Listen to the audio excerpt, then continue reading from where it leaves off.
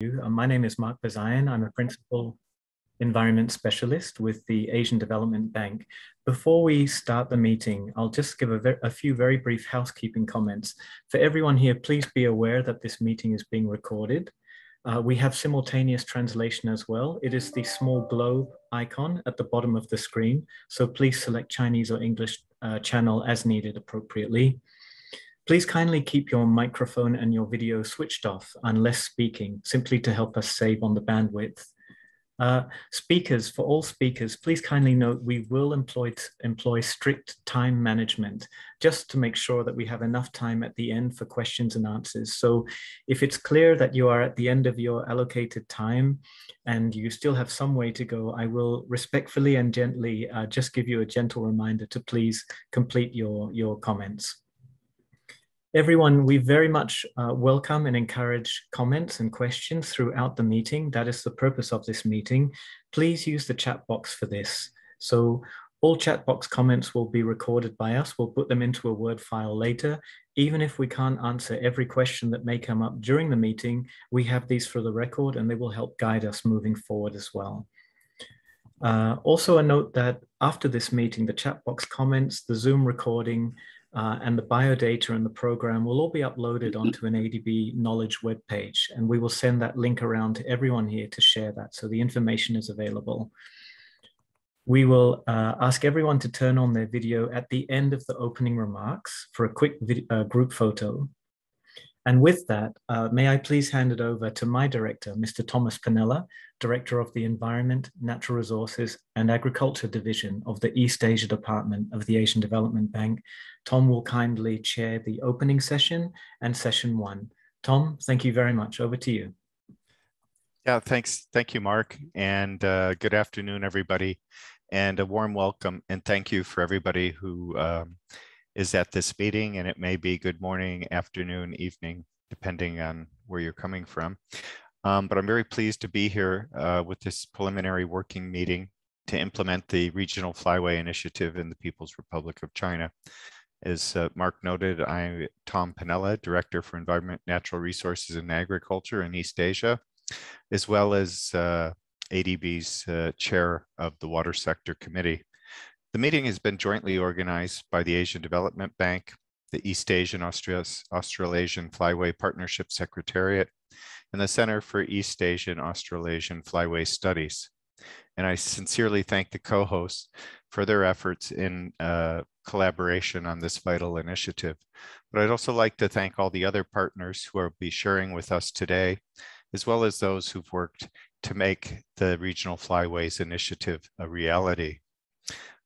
So we'll go to a set of opening remarks, and it's my pleasure to begin the opening session by introducing Ms. Yolanda Fernandez Lommen, Country Director for ADB's China Resident Mission in Beijing. Yolanda directs ADB's country operations in the PRC, has been a strong champion of green recovery, natural capital investment, and of course, the Regional Flyways Initiative. Ms. Lommen, the floor is yours. Thank you.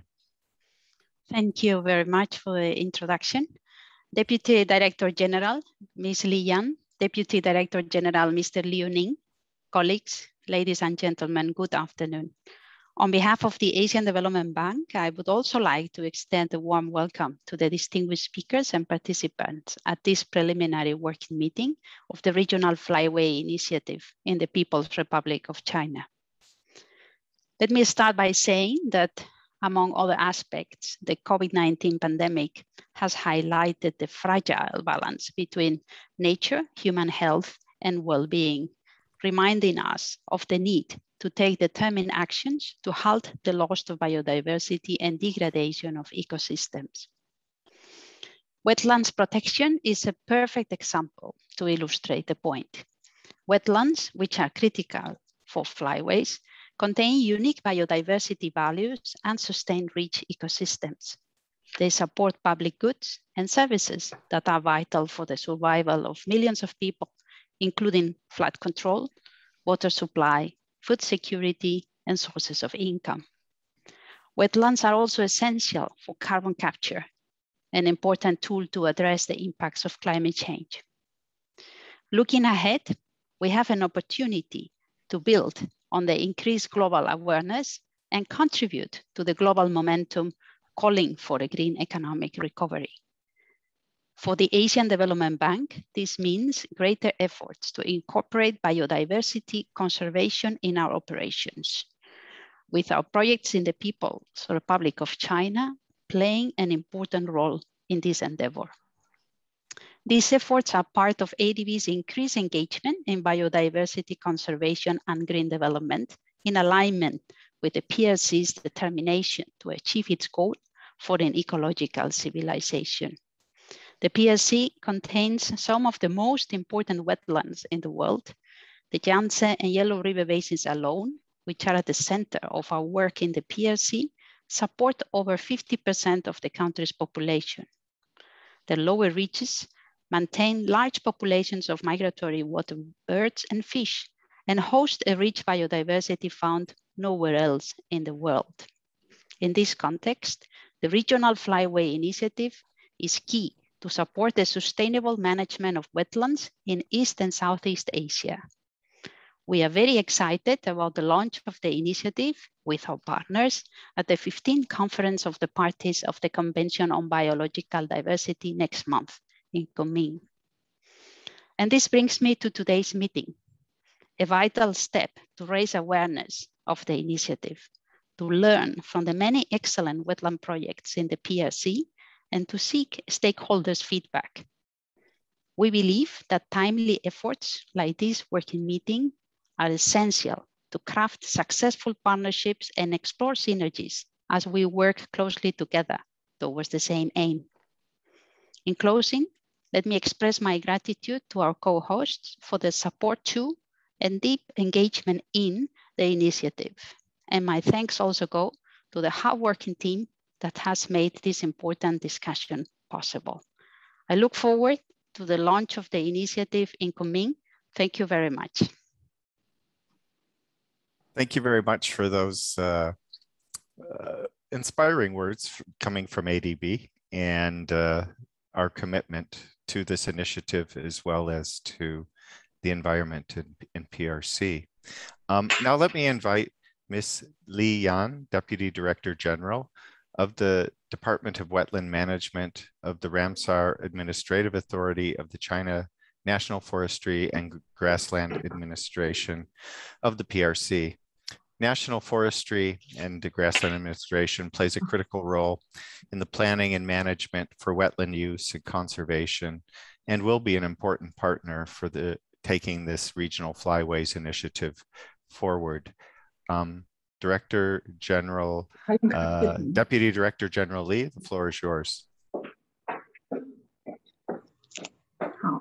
好，尊敬的 Yolanda 首代、刘司长、女士们、先生们，大家下午好。今天非常高兴受邀参加项目的 to participate into the work meeting of this project. As we know, there are 9 major migratory birds flyway, and the most endangered flyway is the East Asia, Australasia flyway. This went through China, Russia, Australia, 22 countries. Total length is 12,000 kilometers. Every year, about 250 bird species, over 50 million of water birds migrated through this flyway. China is on a key section of this flyway, especially some of the key wetlands of this flyway provided habitats for these migratory birds. These are very important areas for them to get food and to take some rest. Now, Chinese government attach great importance to wetland protection. Since China joined the Ramsar in 1992, China have been carefully implement carry out its obligation under the convention and has been responding to the reducing of wetland and the degradation of the eco functions of a wetland, especially in the 13th five-year plan. China has been implementing the wetland rehabilitation, recovery, maintain the biodiversity of a wetland, improve the conservation and rehabilitation level of a wetland. Since the 13th five-year plan, China has implemented over 2,000 wetland recovery and rehabilitation projects from the central government. And we therefore has somewhat stopped the trend of the reduction and degradation of a wetland. The size of a wetland has been maintained, and over 50% of the wetland have been protected and conserved. According to statistics, now along EAEF in China, we have established 582 national wetland parks. Its total area is 1.36 million hectares. Now, among 168 international key wetlands in China, 58 of them are along the EAEF. Central government invested in EAEF with total amount of 126 million yuan. These measures and efforts contributed to the protection of wetland resources. In May of this year, China's Administration of Forestry and Grassland started the UNDP and Eaaf Phase 7, the EAEF China Migratory Bird Network. These projects involved Liaoning, Shandong, Shanghai, Yunnan, including 4 provinces and municipalities.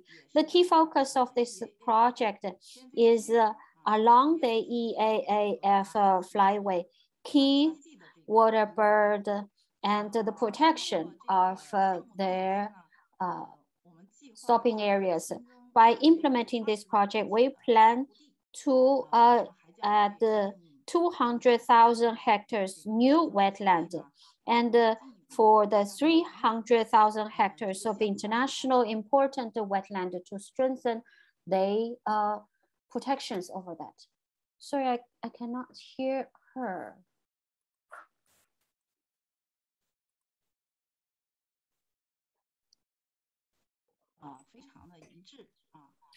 So is it okay, the connection? Yes, it's better now. So in the future, these projects hope that they can exchange from each other and learn from each other. In that way, it will provide us more international perspective so that we can address multiple challenges to learn from international experiences and best practices, help us to improve the wetland rehabilitation and play a very important role in these aspects.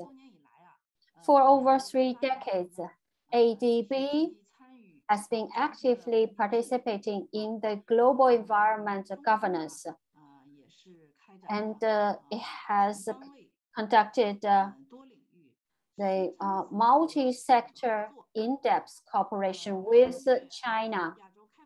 According to ADB's 2021, the country portfolio review, since 2017, ADB to China, the investment on forestry and agriculture increased significantly.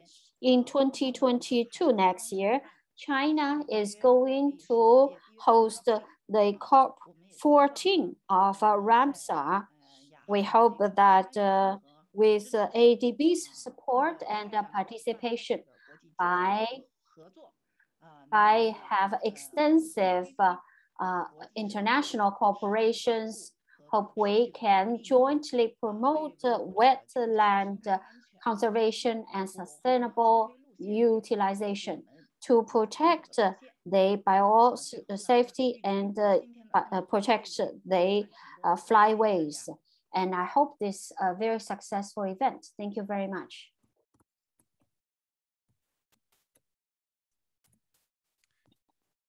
Thank you very much, Deputy Director General Lee.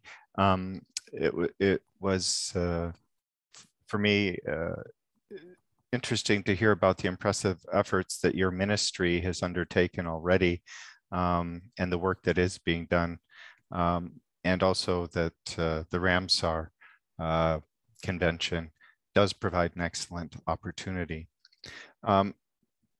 Now let me turn to our third speaker, Mr. Lui Ning, Deputy Director General for the Department of Nature and Ecology Conservation in the Ministry of Ecology and Environment of the PRC. And as noted by the previous speaker, ADB is working closely with the ministry on these issues, as well as working closely to prepare COP15 that will be held in Kunming in October. So Deputy Director General Lui, the floor is yours. Thank you.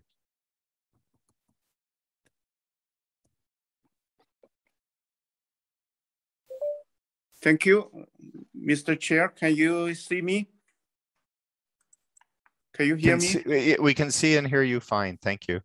Okay, thank you so much. I had a little bit the network problem in Kunming. We are preparing, as you said, for the COP15. Anyhow, I'm on a friend's mobile phone, and I can have Chinese if you allow me. It's okay? Yeah, we have simultaneous translation, no problem. Okay, thank you for your cooperation. 各位代表, Distinguished guests, ladies and gentlemen, good afternoon. It's a great pleasure to represent MEE, to join all the friends online to discuss about the implementation and the progress of EAAFP. I'd like also to thank ADB, the EAAFP Secretariat and the Research Center for their works in preparing for this meeting. And I'd like to extend the warmest welcome to all the guests and participants, especially participants from all over the world. And also, I'd like to thank all the participants that has been supporting China's biodiversity protection. Chinese government attach great importance to wetland ecosystem protection and protection of biodiversity. We have conducted the wetland eco restoration, the Bohai comprehensive management, and beautiful bay and biodiversity monitoring, a series of projects and measures. The shoreside wetland of China has maintained stable. Through the Bohai Comprehensive Management Project, 3,300 hectares of coastal wetlands were rehabilitated, and water quality in the shore areas has 80% of the water quality has reached good. Also, China has signed bilateral migratory bird protection agreement with Japan, South Korea, Australia, and Russia. Also, China joined the International Water Bird Protection Project and covered over 400 species.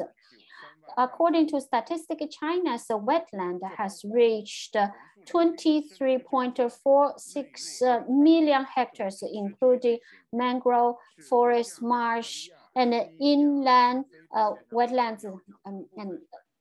It is a key part of the EAEF. It provided irreplaceable stoppage, breeding ground, and wintering ground for migratory birds. In recent years, MEE conducted the survey and evaluation of biodiversity survey and key shore wetland biodiversity evaluations. We have established 150 wetland bird biodiversity observation sampling areas in the Yellow Sea and Bohai area, established 456 survey grid. And we have recorded 48 national key protection bird and 22 IUCN VU bird in Jiangsu by identifying the eco protection red line and in the Yangcheng Yellow Sea wetland has been identified as a world natural heritage. This has strengthened the flyway protection. Also, the Jiangsu Yancheng National Bird Natural Conservancy has done very good exploration. First is that in the key area where the birds would use frequently, they have returned the fisheries back to wetland or returned the farmland back to wetland. On the other hand, we have improved the farming management, increasing the area of organic farming so that people are no longer fighting with birds, but people and the birds coexist friendly, so that we have made the production more eco-friendly, increase the value added of agro-produce, but also increase farmers' income.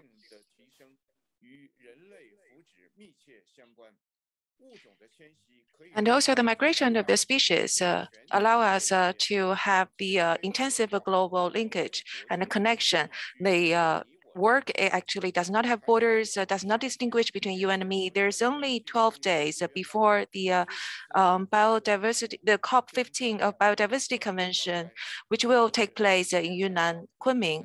Therefore, I'm also in Kunming myself, and the convention, the COP15 will summarize our common efforts that has been done in preservation of the biodiversity and also drafting of the future plans, and also to draw this beautiful future. We look forward to have the international community gathering at the COP15 and also plan together to come with the constructive proposals so that we can meet our common challenge of the loss of biodiversity, and also to build these common community of the planet. I believe that this meeting is also going to offer a positive platform for us and to share the best practices of the preservation of the wetlands, and also to deepen our lessons learned. And on behalf of the executive meeting of the COP15 preparation committee, I wish you complete success for the meeting. Thank you very much, Deputy Director General Louis, for those remarks, and we look forward to the close working relationship and COP15. So as requested by Mark, I'd appreciate if everyone can please turn on their video, and that's everybody who is participating, and not just the opening speakers. And I trust that Mark has somebody set up to take the photo, and will let us know when we have a suitable photo. Yes. Thank you, Tom. Chinky, please let us know. Yes, sir. Just Hi, Mark. It's Chingai. I'll be helping for the photo right now. So we're taking three pages. So please smile for each one, because you don't know where you might show up. So I will cue you and let you know to relax also between pages. So we're taking the first page now. Get ready. Smile, everyone. And capture. Okay, one moment, please. You can relax. Chingai is clearly very experienced at this. Thank you, everyone, for your patience. It's not. It doesn't always cooperate though. So that's the sad thing. Okay, here we go. So we're taking another slide. Smile, everyone. Capture.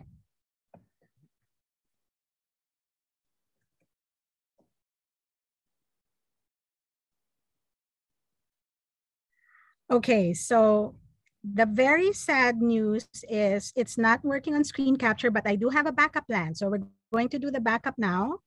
And everyone, just give me 1 second.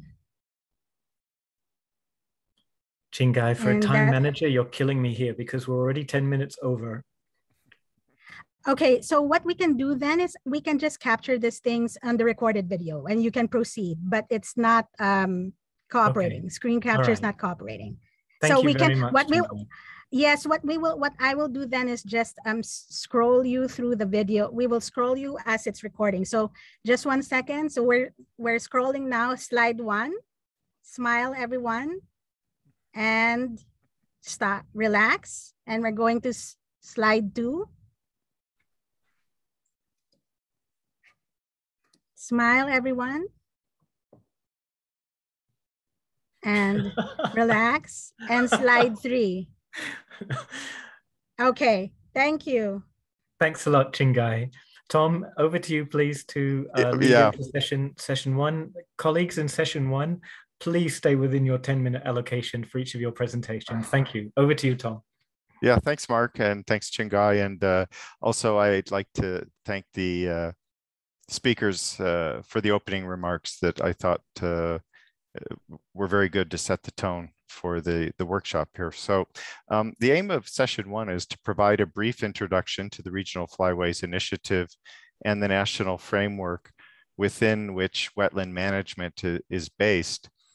In this session, we'll have 3 sets of speakers or presentations, and as noted, you're requested to make your points in 10 minutes if possible. Let me invite our first speaker, Mr. Bezuijen Damaraja, Regional Director, BirdLife International, and Mr. Duncan Lang, Senior Environment Specialist of ADB, to introduce the Regional Flyway Initiative. Mr. Bezuijen oversees BirdLife International's efforts in Asia to engage with governments and development agencies to support conservation efforts, and including the East Asian Australasian Flyway Partnership. And Mr. Lang is the ADB team lead for Regional Flyways Initiative. Both bring extensive experience in wetlands and associated livelihood co-benefits and work in Asia. The floor is yours. Thank you. Thank you very much, Tom. Nice to see everybody today. So we have a presentation for you, and it is just loading up now. Without further ado, you know why we're here. We'll just crack on. Next slide, please. So I won't give you this and run through it, but basically this is what we're covering in the presentation today. And I will now let Veena take away with the whys, which is the first slide to present today. So over to you, Veena, for the first slide. Next slide, please. Thanks, Duncan. When we looked at this collectively, ADB and BirdLife, we thought there were several important reasons why this initiative is something that we should push. Firstly, this flyway is important for birds. We're talking about 22 countries covered across the flyway, 50 million migratory water birds from 210 species. Important critically for people. Wetlands provide food, medicine, fuel, income, climate resilience, and other economic benefits for more than nearly 200 million people. And vitally, they help with flood regulation and carbon sequestration. They're vulnerable. This is the most vulnerable of the 8 major flyways globally. Lots of threats faced by birds, but also, you know, we've lost 16% of wetlands in Asia over the last, since 2004. So it's quite a bit of loss, and we need to prevent further loss from occurring. Critical when you consider a post-COVID green and inclusive recovery. We've seen movement by people from urban areas to rural areas, and that will mean that there will be an increased reliance on natural areas and wetlands. And so it's important that we help address that and address that quickly. And of course, wetlands are dynamic, which provides a real opportunity, because if we make all the right interventions and if we do that in a timely way, there is a real opportunity to help wetlands recover and for us to make a real difference in terms of their conservation. Next slide, please. Thanks, Veena. So to give you the long-term vision of where we are with the Flyway, we feel like it's important that we will deliver it in a development phase, which will be 2 years, and then there could be a 10-year implementation phase. The emphasis will be on priority sites. We want to deliver 50 of these priority sites that become under sustainable management and protection. And these are internationally important sites that will, what we want to do is build a network of these sites and get those sites into favorable conservation status and also support the species that use them and enhance their numbers. The initiative, as you know, is very, very much regional, and we really want to have a Flyway level impact. And as Veena said, co-benefits will be key. ADB is a development bank, so we really want to push on the co-benefits that these wetlands can deliver in terms of climate adaptation and livelihoods. And the number that we're thinking in the end that we could be allocated is in the region of 3 billion of loan and grant finance, and I'll talk about that a little later. And the focus countries, Southeast Asia, East Asia, and also South Asia as well. And the focus ecosystems largely will be along the coast there, but where there are inland wetlands as well, and there's government interests, such as in Mongolia, then we will be looking at those too. And lastly, in terms of international agreements, we feel that the Flyway Initiative is a way to deliver on the Flyway Partnerships Strategic Plan, Paris Agreement, Ramsar, and of course the post-2020 biodiversity framework. And we do have representatives from UNESCO here today. It's also an opportunity to deliver on them. So next slide, please.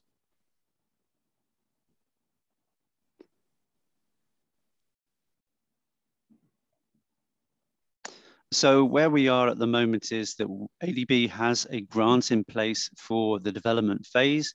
That was approved earlier this year in July, and that will run till the end of 2023. We have $1 million to do that. We have a key delivery partner for implementing the TA, our grant, which will be led by BirdLife International. And they have brought together a team, including the Flyway Partnership themselves, Wetlands International, the Paulson Institute, and academics. And they will be supported by locals in the different countries, which will bring that key expertise.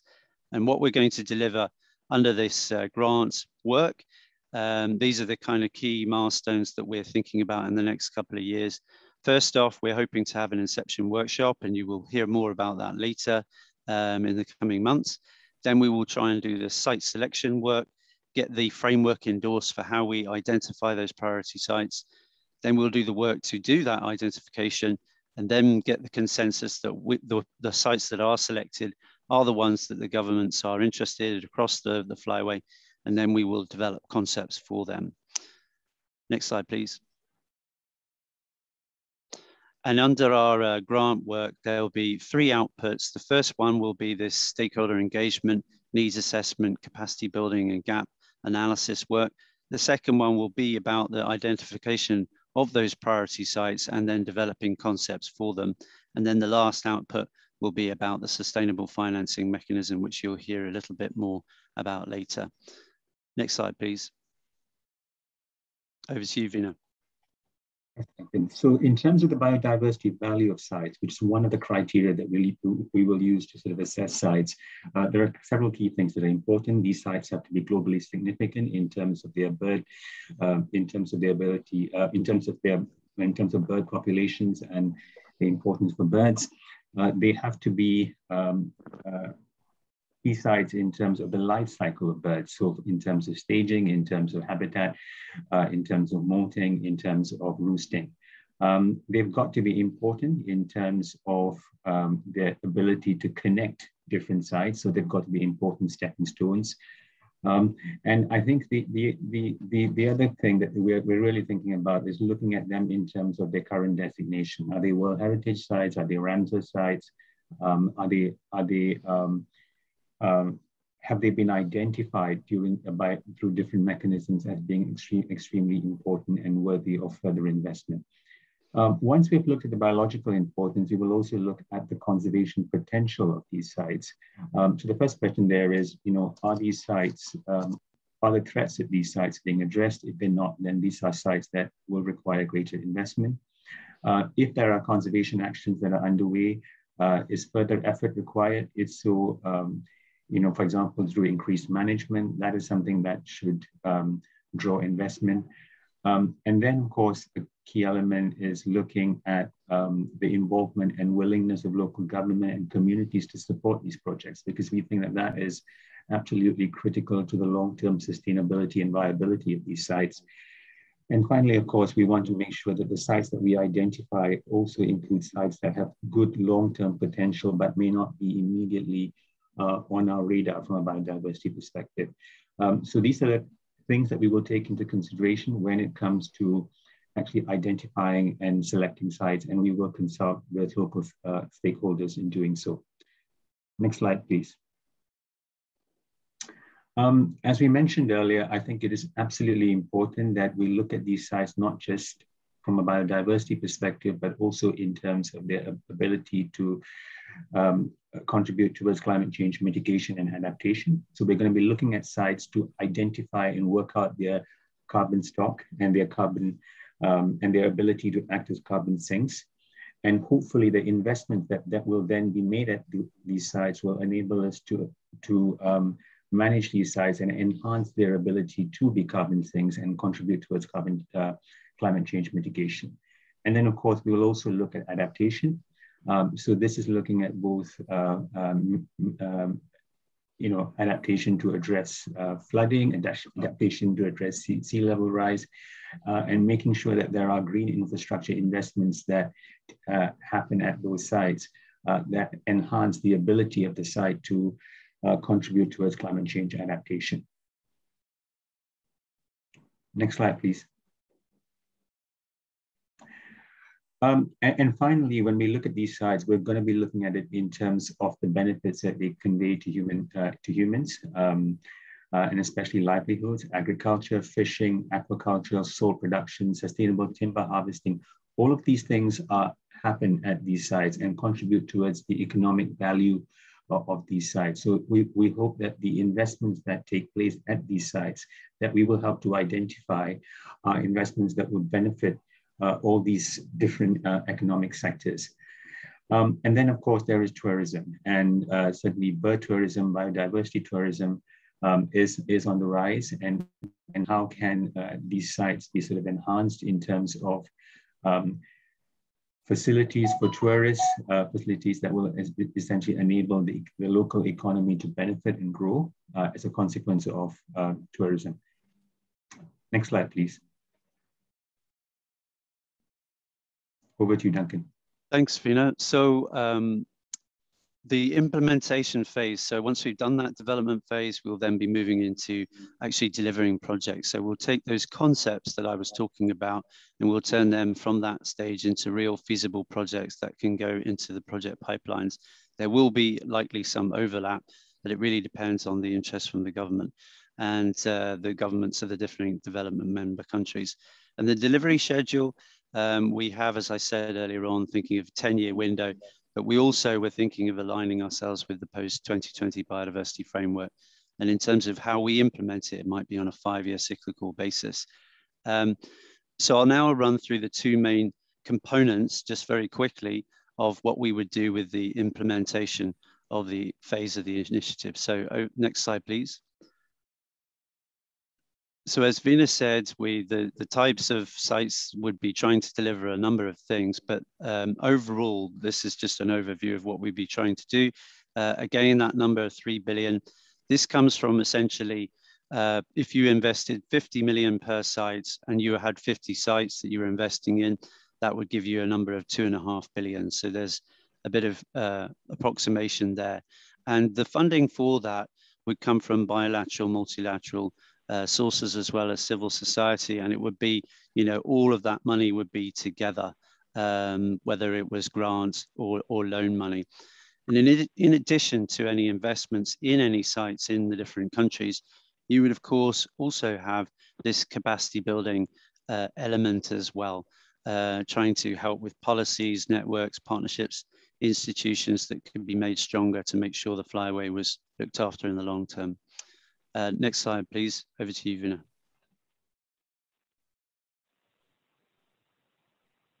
Thanks, Duncan. So the other mechanism that we hope to create is a granting mechanism, which will be broadly designed. It will be similar in terms of its structure to the mechanisms that have been set up by, for example, CPF.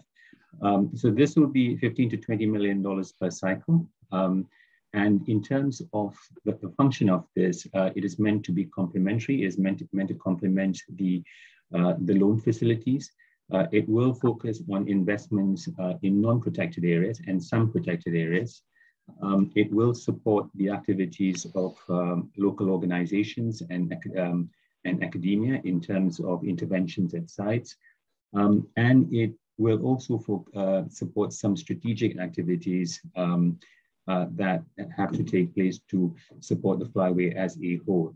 But the key is that this is meant to be a complementary mechanism, one that will ultimately ensure that we have to ensure that it works hand in hand with the loan facility so that they both together contribute towards the development and sustenance of these wetlands.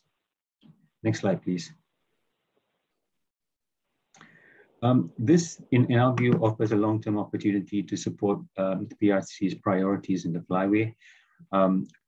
China is critically important for wetland conservation. You have 64 Ramsar sites, 19 East Asian Australasian Flyway Partnership Network sites.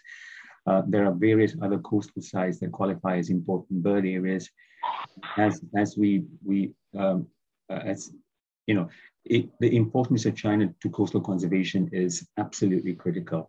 And of course, you have the Yellow Sea, which is the most important migratory stopover site for birds in Asia. Second to none. China has demonstrated its global leadership by securing the inscription of sites along the Yellow Sea as World Heritage Sites. Phase 1 of the inscription was completed in 2019. And we want to build on that. And we also want to build on existing work undertaken, including the blueprint for coastal wetland conservation and management in China that many of you contributed towards. We think that the Flyway Initiative is a major opportunity to support investment at and around World Heritage Sites in the Yellow Sea and also in other parts of China, and to enhance the value of these sites. These investments could boost biodiversity, tourism, recreation, and agriculture, and help address climate change mitigation and adaptation. So it is a fantastic project, not just for biodiversity, but for economic development and for climate change mitigation and adaptation. Next slide, please. Thanks, Vina. So this is the last slide where we're pretty much done. So we've heard that we're going to be launching the Regional Flyway Initiative at the Eco-Civilization event. We're very much looking forward to this. And if anybody is there, we'll be in thematic forum 2 on the 14th of October. So do look out for it. We're in session 3 of that event. So we're really looking forward to and enjoying the collaboration we're having with the government there on that. And in terms of our engagement with PRC moving forward, we, of course, as a part of our needs assessment work, we will have to work very closely with the government on that piece to make sure that we identify areas that we can support and the RFI should be involved in. And secondly, it's on that site selection work. We will work again very closely with the government on that, or we will look to. And really, the last part there on that is also the investment opportunities. You know, what could projects that come out of the Flyway Initiative look like? Could they be on ecotourism in certain places, sustainable agriculture, or formal protection? The work will lead us and help us find that out, but we need to do it in very close collaboration with the government. And lastly, we've heard so much already today, and my mind is boggling about all the really interesting and exciting projects that are already going on or have gone on in China. We knew quite well about the UNDP one, but there seems to be many others that we really need to find out what is going on. So we want to make sure that for ADB work, there's no overlapping, no wastage compared to what is going on elsewhere. And we also want to make sure that we work with and complement the existing work of the government there. So with that, that's the last slide. Next, please. Thank you very much for your time, and apologies, Mark, for going over. I'm sure we're well over. Apologies for that. Thanks. Thanks. Yeah, thanks, Duncan. Thanks, Vina. Excellent presentation and overview on the co-benefits and the strategy forward. So I'd like to introduce Mr. Doug Watkins, Chief Executive Officer of East Asian Australasian Flyway Partnership. He's worked extensively on migratory waterbird conservation since 1995. And today he'll introduce his organization and the importance of securing internationally important wetlands for migratory birds, as well as more on the co-benefits. Mr. Watkins, the floor is yours. Thank you very much. Please update. Thank you. Terrific. Doug, the presentation is coming now. Okay. Firstly, the EAFP Management Committee and the Secretariat are very excited by the Asian Development Bank's regional initiative, bringing a very important additional component and delivering on an additional element that we've not been able to do today. So this is a quick overview of the Flyway Partnership and where it's at, and particularly how it links to local communities.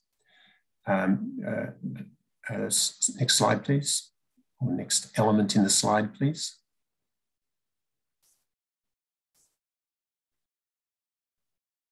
The bit I want to draw your attention to is that the East Asian Australasian Flyway is the most threatened flyway of our global flyways in terms of the percentage of threatened, globally threatened species that this flyway has. Next slide. The key challenges for us are really about building this flyway network of internationally important sites. Migratory water birds are a shared biodiversity across the 22 countries of the flyway. And so we need this collaboration, this joint work across the flyway if we are to conserve the populations of migratory water birds. Increasing awareness of the range of ecosystem services provided by these important wetlands, particularly as they relate to livelihoods, carbon storage, and opportunities to mitigate some impacts of climate change, are really essential, and the ADB program will pick up and deliver very much in this area. We need to increase the technical skills, capacity, and resources of site management staff so they're enabled to do sound wetland management and also have the capacity to engage well with local community. Next, please. Addressing poor socioeconomic conditions that result from unsustainable utilisation of natural resources, and managing and enhancing the knowledge base that's essential for informing sound policy development and planning for the management of the flyway network of sites, and increased cooperation support and resources to address these key challenges. And so this is very much what the regional initiative will assist with in a more successful flyway initiative. Next, please. The opportunities that are provided, firstly, it's about restoration and securing the ecosystem services provided by these important wetlands for the benefit of local communities and migratory water birds. Secondly, increasing cooperation within countries at different levels of government, research institutions, and citizen scientists on monitoring of wetland services. And thirdly, ensuring national work plans for the multilateral environmental agreements, such as CBD, and Ramsar, address the need for this flyway approach for the conservation of migratory water birds in their key sites. Next, please. Developing support programs to enable country-driven initiatives within the flyway approach to strengthen international capacities, institutional capacities, governance mechanisms, and to develop programs at scale for the conservation of migratory birds and the internationally important sites they depend upon. And then fifthly, enhance the implementation of the existing flyway and national plans for maintaining key sites used by migratory waterbirds through the development of new financing mechanisms. So this is something that we had identified before the Regional Flyway Initiative came along. So I need to speak to this a little bit more. Next slide, please. But first, this is the partnership. The picture itself, to me, it really shows what the partnership is about. This large group of partners working together across the flyway. The partnership was established in 2002. It's a non-legally binding partnership, so it's quite an unusual mechanism. It's recognised as a regional initiative of the Ramsar Convention, so we link in with that because we use the same criteria for internationally important as the Ramsar Convention. And we have a secretariat, which is hosted here by Incheon Metropolitan City and the Ministry of Environment, Republic of Korea. China has played an important role, being a foundation partner of the partnership, hosting MOP 2 and MOP 10, currently having a science unit there based in Beijing, and it so far has 19 flyway network sites. Next slide. This is the scope of our partnership here. The core are the government partners, the 18 government partners, the international intergovernmental organizations such as CBD, Ramsar, CMS, FAO, Asian Biodiversity Center, and importantly, the conservation of Arctic flora and fauna. One international organization, one private sector business, and 13 non-government organizations that are working internationally for the conservation of migratory birds. Next slide. The objectives that we have in the strategic plan that was adopted at our last MOP, developing this network of internationally important sites, enhancing communication, education, and public awareness, enhancing flyway research and monitoring activities to build the knowledge and promote exchange of information. Habitat and waterbird management capacity of natural resource managers, decision makers, and local stakeholders, and developing flyway-wide approaches to enhance the conservation status of migratory waterbirds. Next slide, please. So this is the current status of our network, and they are the red dots. It's a little dated, but it carries the message. We have 149 of these internationally important sites are in the network to date. And we need to build a much stronger, sustainably managed network of internationally important sites to maintain migratory waterbird populations and support local communities. So these are the way we've been explaining the Flyway Partnership since its formation. The sites are nominated by national governments. We're keen to strengthen the engagement of local communities about the importance of their local wetlands for migratory waterbirds and maintaining the ecosystem services of these important wetlands. As there are over 1,000 internationally important sites, we're only 15% of the way so far, so there's a lot more to do. Next slide. And this is the slide of the Flyway Network sites that are in China, and 68% of these sites are also Ramsar listed. So there's this strong link between the Flyway Partnership and the Ramsar Convention. Next slide. Thank you very much.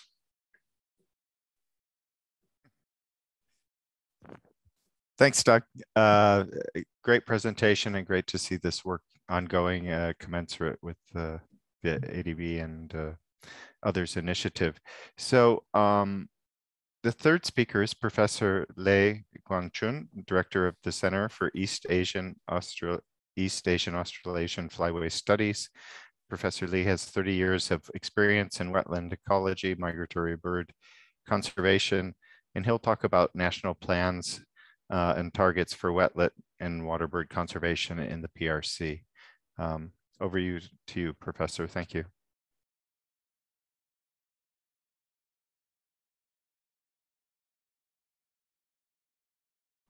Hello, can you see my slides?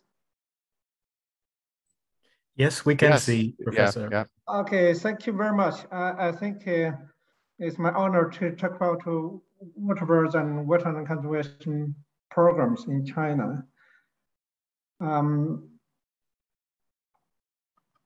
So can I operate the, so next slide, please.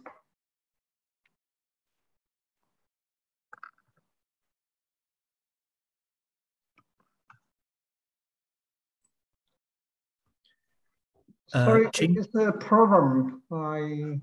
Chinky, does Professor Lei have host access? If not, we'll just run it from here. Okay, please go from your side. I was trying to do from my side. Yeah, you're welcome to do from your side, Professor. But in case you have a issue to go to the next slide, we can run as you wish. I think, can I go to, all right, it works now.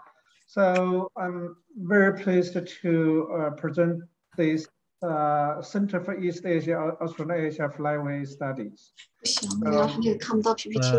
Professor Lei, please re-upload your presentation. Thank you. Okay, sorry. Can you use the PowerPoint from your side? Sure thing. Yes, no problem. Chinky, over to you. Thanks a lot. Or let me know if you want me to. Terrific. I thought Thanks, there was one map was missing. Yes, next slide, please. So just to have a brief introduction of our center, we are pleased to be one of the co-organizers of today's event. The center actually is responsible for many research center for the migratory ecology studies, but we also function as the East Asia, Australasia Flyway Partnership, the science unit. And today, my topic about waterbird and wetland conservation. Next, please. Primarily, we have 304 species of waterbirds recorded in China, including 134 stopover species, 138 winter species, and 149 breeding species, covering 3 flyways. And the East Asia, Australasia Flyway, Central Asia Flyway, and West Pacific Flyways. Those migratory waterbirds are really depends on the quality of wetlands in China. Next slide, please.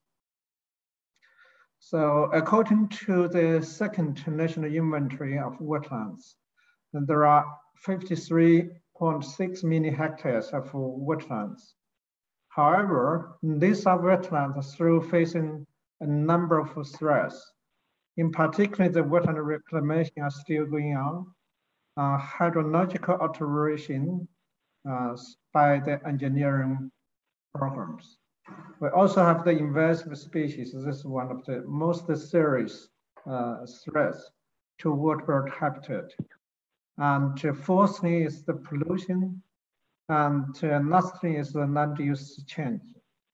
To address these threats to the wetland and migratory waterbird habitat, China has launched a series of national programs, legislations. Next slide, please. So in particularly, the revision of the Wildlife Protection Law in 2017, and update the list on protected waterbird species. We have 6 waterbird species added to grade 1 protection, and 13 species upgraded from grade 2 to grade 1. Additionally, we include 15 species to the grade 2 national protected list.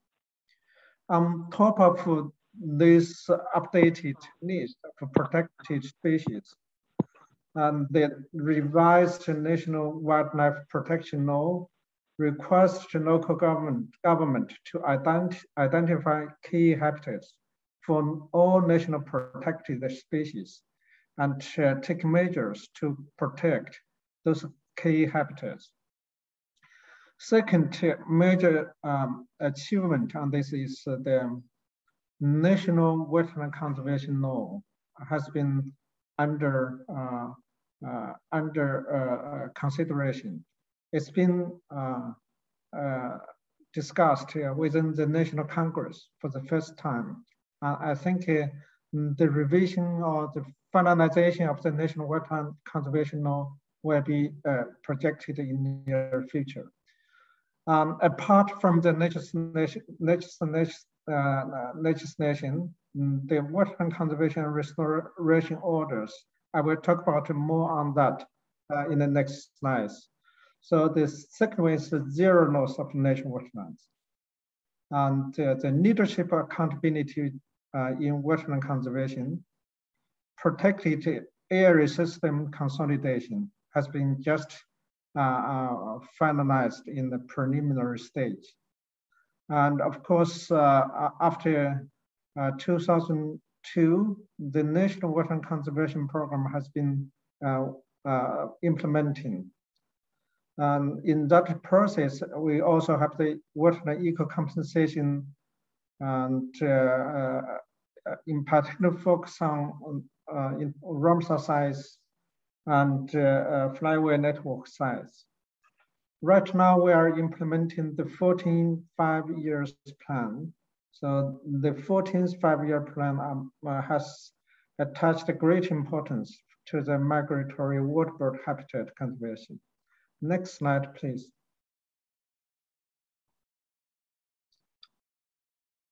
So next. So yes. So, as you know, the ecological stabilization is one of the most important national strategies since the 18th Communist Parties Congress. So from the 18th Communist Parties Conference, it requested all government and societies to take effort to enlarge and restore wetlands, conserve biodiversity to improve stability of ecosystems. In the 19th Communist Parties Congress, once more strengthen wetland conservation and restoration. So those are really 3 key tasks for speed up ecological stabilization, and more than 30 key tasks are included in the master plans for national ecological stabilization strategies. And more concrete is wetland conservation and restoration plans. Next, please.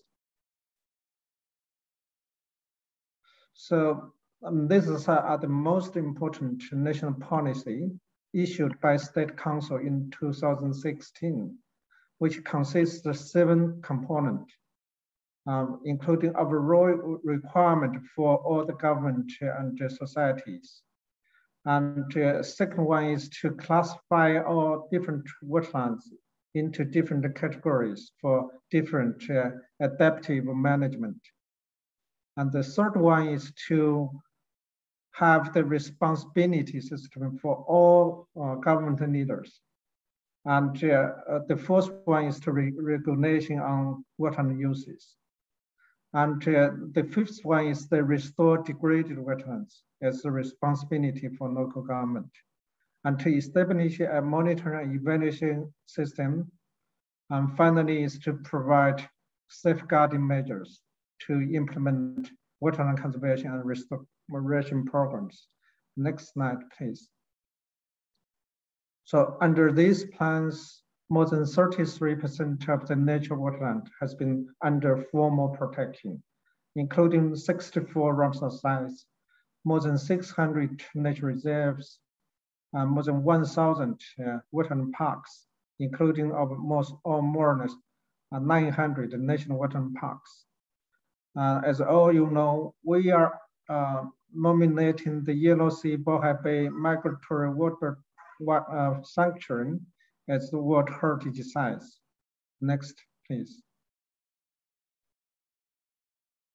So currently, on the basis of 2 sites being registered in the World Heritage List, that's Yancheng Wetland Rare Birds and National Natural Reserves, as well as Dafeng Minor National Natural Reserve. Right now, 12 sites are under consideration for the phase 2 nomination. Next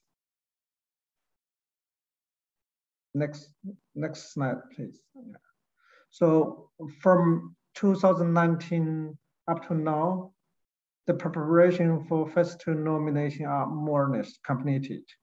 So our draft nomination document is ready and will be submitted to UNESCO in coming days for the pre-nomination. Next slide, please. So to ensure the effective conservation management of these key sites, so there's a number of initiatives has been taking place. And the first one is the Protected Areas Alliance for Yellow Sea Bohai Bay Migratory Waterbird Conservation was established in 2019. This including the governments and NGOs and protected areas within the Yellow Sea and Bohai Bay areas. Second one is the Alliance for the Yellow Sea Bohai Bay Municipal Justice Authorities to ensure conservation of migratory waterbird habitats. So this, the Justice Alliance, actually, they are teamed up to ensure the government agencies, all the responsible authorities to take the measures to ensure effective conservation of the migratory waterbird habitat. Next slide, please.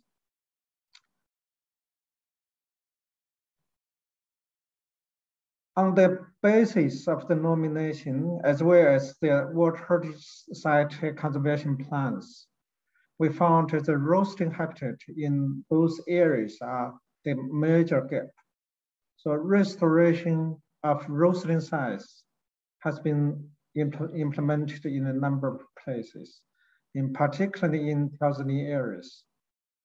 And at the same time, we take spun-billed sandpiper as flagship species and initiate the SBS flyway programs with the SEPA and the research programs. And certainly we have the simultaneous migratory waterbirds censuses along the flyway.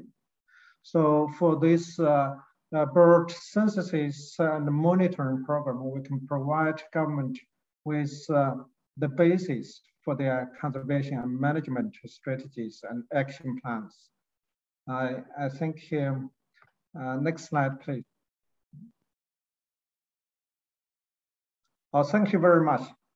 This is what my major points. Thank you. Thank you very much, Professor Lee, for that. And very exciting to see all the legislative action that's been taking place. So this concludes session 1, and I think it provided an excellent overview of the initiative and what's going on in the PRC. So I will now turn the floor over to Mr. Nicolas Roussin, Regional Task Team Leader on Biodiversity for Agence France de Développement, to moderate session 2. Nicolas is based at the regional office in Beijing and responsible for AFD project portfolio on biodiversity and natural capital in China, and would also like to recognize AFD's strong support for the initiative. So thank you, Nicolas, and over to you, Tom. Thank you, Thomas, for this introduction. Thank you all for these very interesting presentations on the RFI, on the key challenges it intends to address, and the linkage that can be done with the Chinese national priorities on wetland protection. As you may know, and as Thomas mentioned it, and my colleague Xiaoting will present it further in the next session, AFD has been financing wetland restoration projects all across the PRC since 2012 through loans. And as ADB and Professor Lei previously recalled, PRC is critically important for wetland conservation in Asia, and that's why we at AFD consider increasing our support to wetlands protection in China in the coming years. More personally, as a project manager on biodiversity, I have had the opportunity for those last 4 years now to work on the design and the implementation of initiatives led by local authorities in various provinces in China, aiming at restoring and protecting these key ecosystems that the wetlands are. And hence, I'm very pleased and as well as honored to chair this second session of this afternoon workshop that will be dedicated to the presentation of concrete examples of previous or ongoing field projects dedicated to wetland protections in China. So for this session, we have the chance to have a panel of 3 high-level experts who will share with us lessons learned from previous projects or program they have worked on. And they will give us their thoughts and views on the existing bottlenecks and challenges and key issues that need to be addressed in order to reach the national targets set by the Chinese authorities with regards to wetlands protection. So we will start with Professor Zhang Minxiang, who will address the importance of strengthening the wetlands protected areas network along the East Asian Australasian Flyway.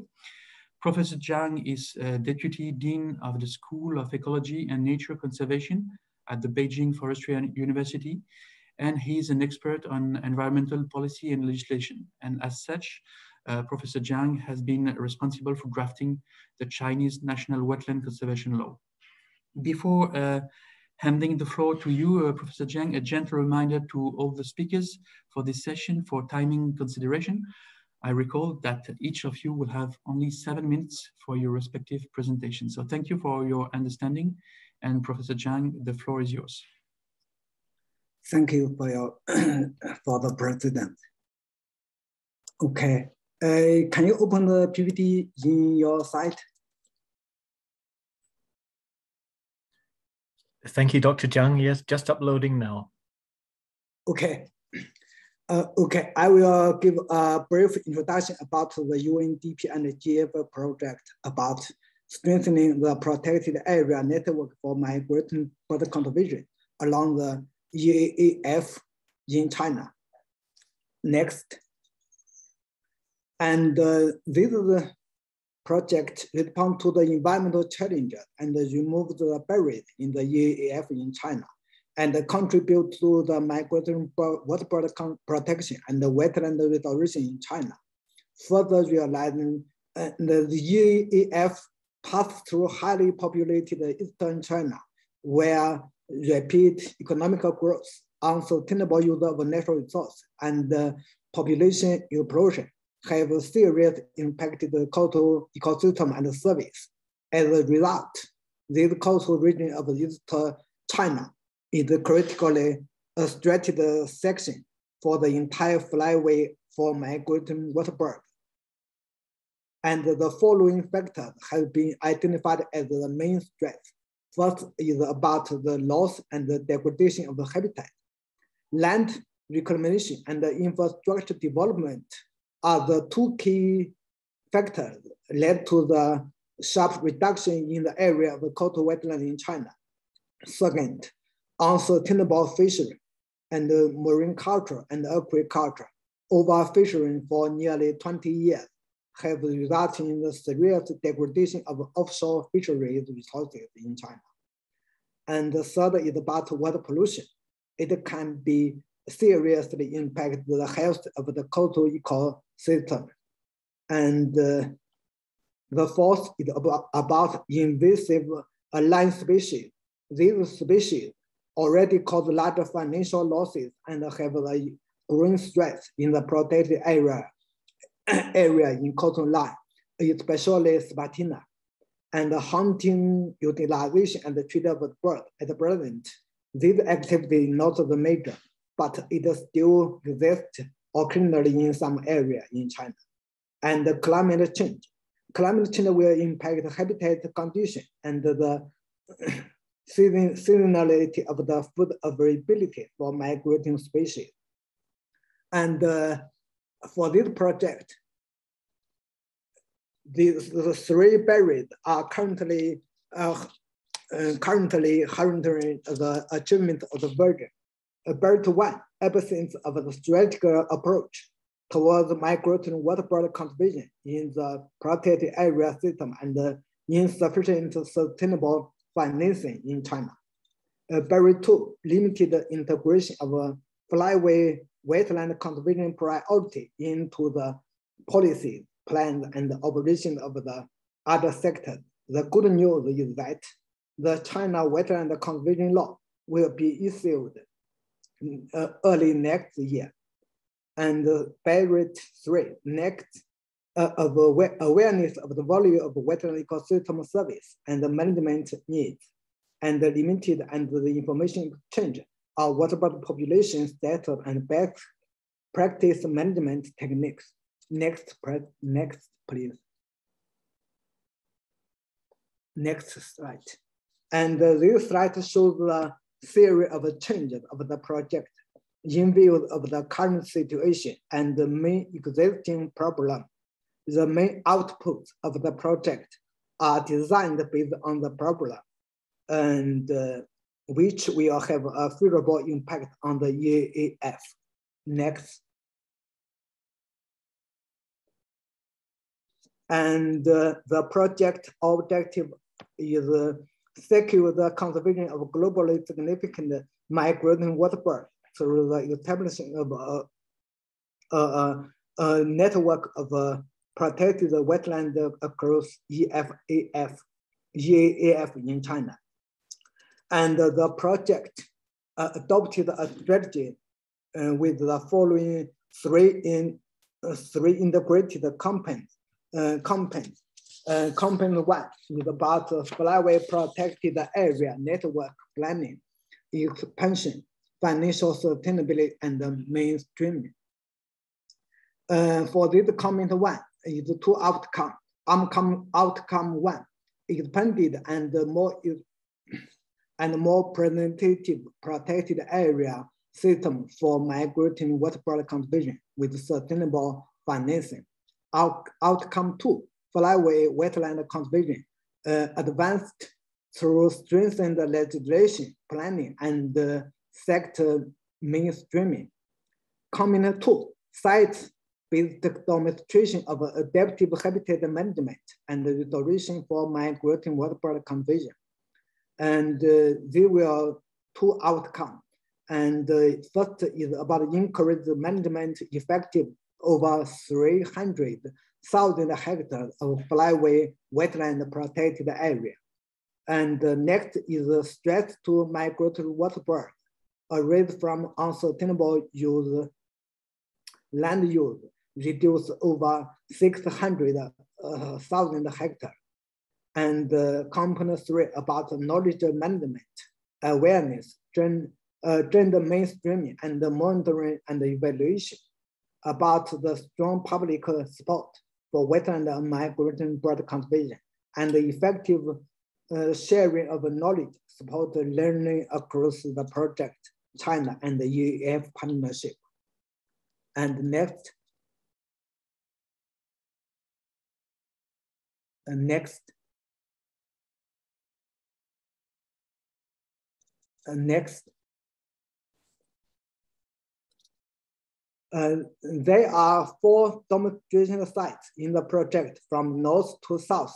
Liaohe River Estuary Wetland in Liaoning Province, Yellow River Delta Wetland in Shandong Province, and the Chongming Dongtan Wetland in Shanghai, and the Dashanbo Wetland in Yunnan Province. All the sites are RUM sites, and that is the internationally important wetland and the EAF network site.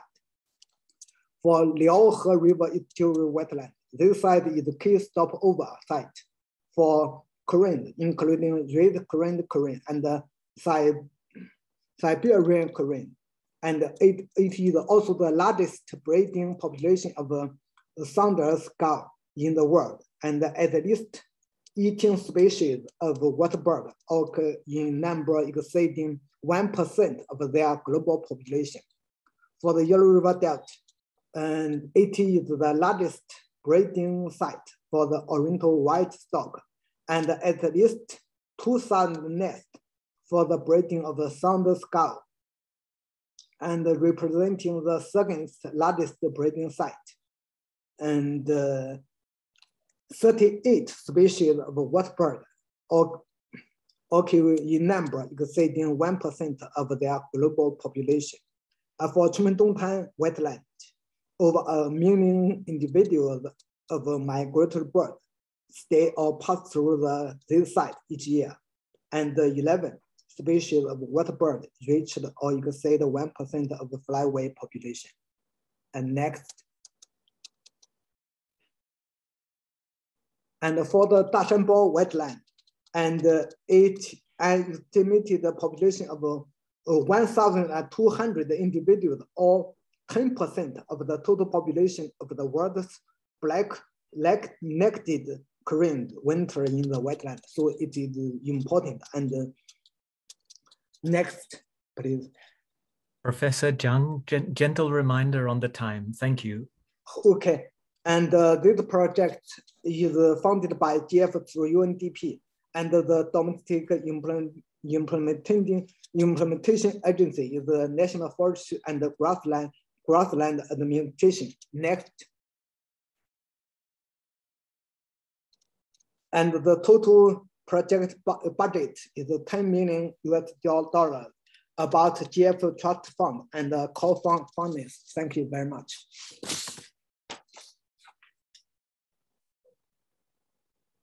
Thank you. That's all.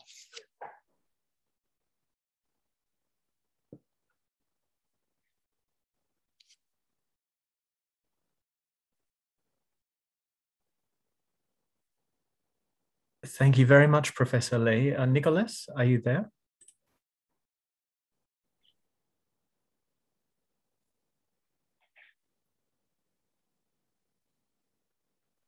Nicholas, if you're there, please come in. Otherwise, if you wish, I'll step in just to introduce our next speaker. Professor Zhang, thank you for your presentation. You're welcome.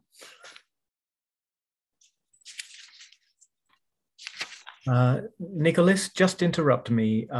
I'll start introducing the next speaker, but just interrupt me, please, if you can reconnect if you're there. And I probably should have mentioned this at the beginning, everyone. Gentle reminder that all speakers, presenters, participants, you are very welcome to speak in Chinese or English as you wish. We have simultaneous translation here, so whatever you are most comfortable with.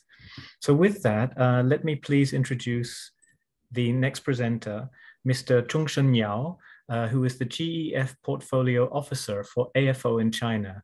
And Mr. Yao will kindly present to us on the FAO program on wetlands in China. So Chinky, if you could upload Mr. Yao's presentation, thank you. And then Mr. Yao, over to you. Thank you, Mark. Can you hear me? Yes, perfectly. Good. Dear Thomas and colleagues, I would like to thank ADB for inviting me to present FAO's work on wetland conservation. Perhaps if you could speak up a little bit, Mr. Yao, the sound is a little bit low. Okay, let me try to use the earphone now. How about now? Is that yes, thank you. Thank you.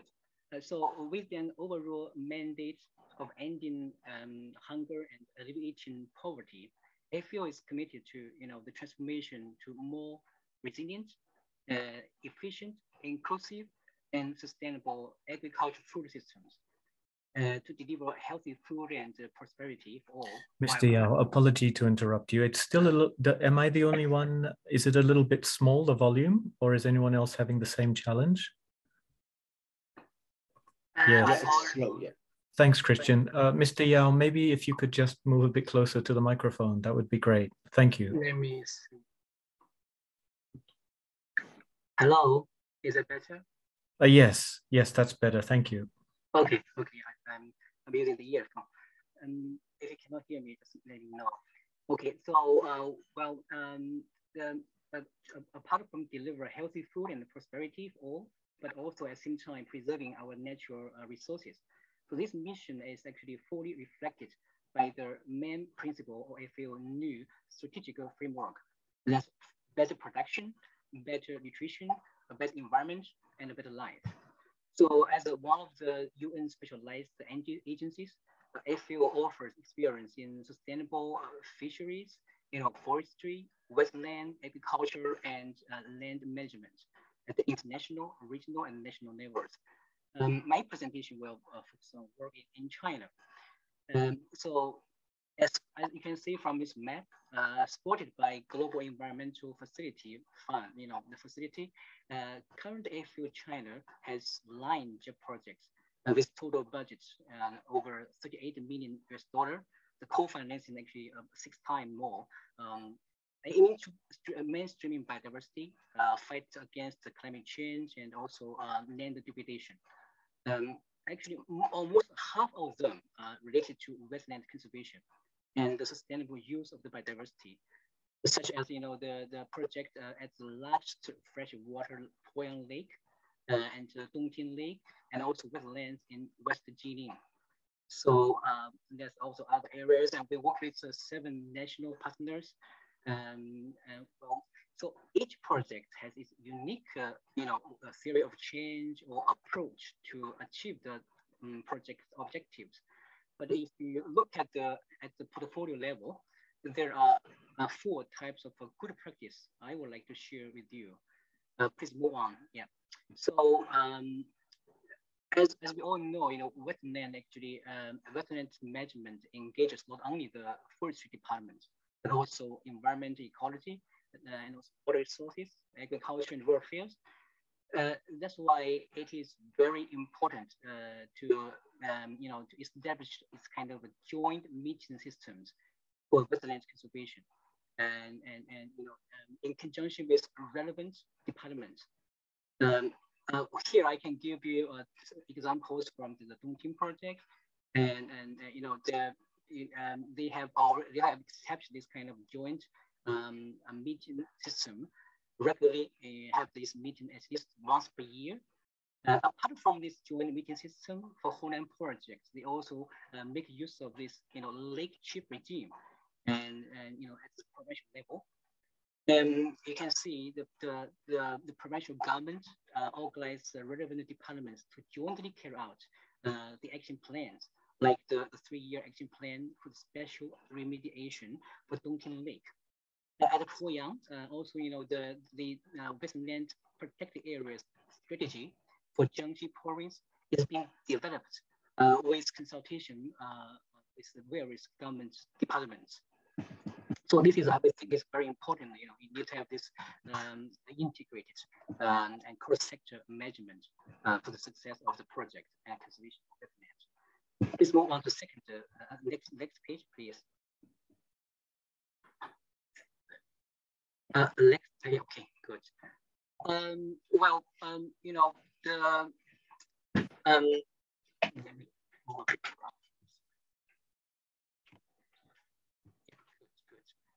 so for FAO projects, this mainly implemented by our national government, and based on this capacity building disease analysis. So an area of tailored training and exchange activities has been provided for our government officials and practitioners. And those training activities are not just the teaching in the classroom, but actually with the project sites or exchange practices, at a different project sites, like with the other Dongting project staff can go to visit the Jilin project sites, and also we provide this kind of exchange activities at the international workshop. For example, in 2019, the project management staff of Dongting project gave the presentation about their work in the Bangkok, a regional workshop organized by FAO on mainstreaming biodiversity across different sectors. The training contents, rich, including monitoring and conservation, ecotourism, co-management, and also conservation agriculture, water management, etc. Next, please.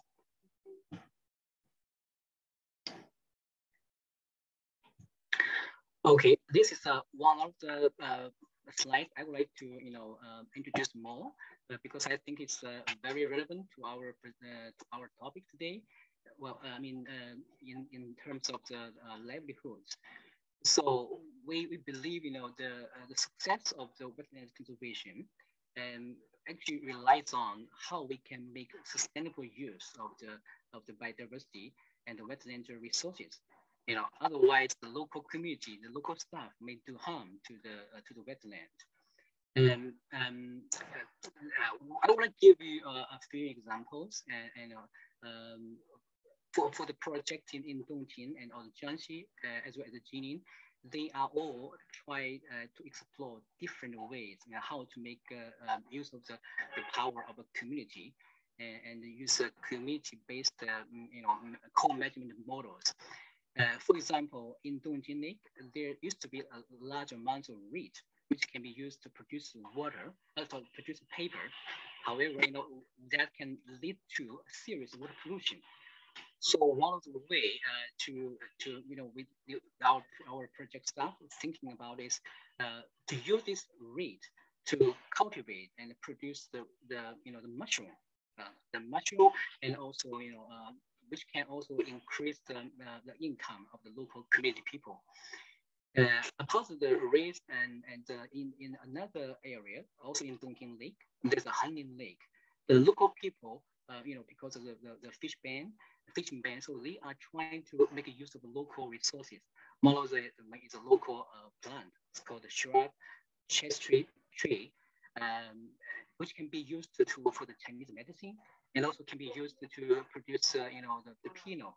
That involves actually quite a lot of the women, and so it's beneficial to the local community, and so that they do not need to hunt the natural resources in the wetland. And also in the west part of Jilin, the local community, to co-farming the rice with crab, which brings very good economic return for the community. And well, there are also other different ways, but due to limited time, let's move on to the next slide. So we think the public awareness is also essential for the not only wetland conservation but whole biodiversity conservation. For all these projects, we encourage our project staff to carry out all kinds of interesting public activities, and so as to raise the public awareness on wetland conservation and migratory bird protection. And for example, in Jiangxi province, there's kind of a traditional called folk opera. It's called Taita opera, which has been practiced traced back to Ming Dynasty. So local villagers really enjoy this kind of opera. Our project staff, try to, very cleverly put this kind of idea of wetland conservation and protecting migratory birds into the script of this drama and opera. So it's very popular. And also apart from this innovative publicity activities, we also organize impactful visibility events such as International Bird Watching Week. Jiangxi province has organized the first International Bird Watching Week in 2019, which attracts 600 international national experts and practitioners. Has a very, we think, has very good social impacts and increase the local people's awareness. According to the questionnaire on the KAP, the knowledge, attitude, and the practice, and both in Duncan and Poyang, the local people's awareness has been greatly increased. Next, please. Well, this slide, according to the West of Mark, it's not a whole list. I just thought about a few key points. All this good practice I mentioned about, and then we also noticed that the capacity building is one of the challenging. As I mentioned about the current projects are many implemented by our national partners. And so the capacity of the project management staff is key to the success of the project, which requires a constant capacity building on project management, monitoring, and some innovative practice during the project cycle. But I would like to say it pays off. It enhances the ownership of the project, and in turn, the good for the sustainability of the project. The second point is the changing of the national policy, which is actually quite natural, because generally speaking, it takes about 7 to 8 years from the concept load to the completion of the JEF project. So which means the social and economic context may change, and adaptive management is required. We all know, the 10-year fish ban on the Yolanda River, in 2020, at the beginning of this year, so which is very good for the ecosystem and wetland conservation. But how about the impact on the fishermen? Our projects are exploring various ways, such as relocate the fishermen to go for the ecotourism, or acting as the volunteer for the biodiversity monitoring. And all these we are trying to figure out the different solutions to increase the livelihoods of these relocated fishermen. The third thing I think we're all experiencing is the impact. The COVID-19 pandemic actually highlighted the critical role of our the role of healthy ecosystems and the service it provides. The pandemic resulted in the restriction of the mobility, so which affected some key activities, such as the training or the exchange and travel. But we are trying to explore the digital solution, to speed up the implementation. I think today's workshop is also a good example of this digital solution. Well, just like I said before, the management of wetlands involves different departments. So the conservation of the wetlands needs a strong partnership among all stakeholders. I believe SPO will stand ready to work with UN agencies, national partner organizations, and civil society NGOs to protect these precious resources and our, the kidney, our Mother Earth. Thank you. That's all. Thank you, Mr. Yao. On my side, I'm facing some issues regarding connection, so I wasn't really able to hear you very well. But I followed your PowerPoint on the JEF-funded FAO projects in China, and which showed the importance of your activity on wetlands protection here. I also retain your interesting thoughts on innovative ways to engage communities for wetland protection. And I think this is a good transition with our last speaker for this session. We will now hear from Mr. Kang Wei from the NGO, the Nature Conservancy. Kang Wei has extensive experience on nature conservation in China with a focus on endangered species such as black-necked cranes, giant pandas, Przewalski gazelles, or golden monkeys. But he also worked a lot on the issue and the challenge of engagement with local communities for nature protection. So he will present us TNC's program on wetland protection in China. Mr. Kang Wei, the floor is yours.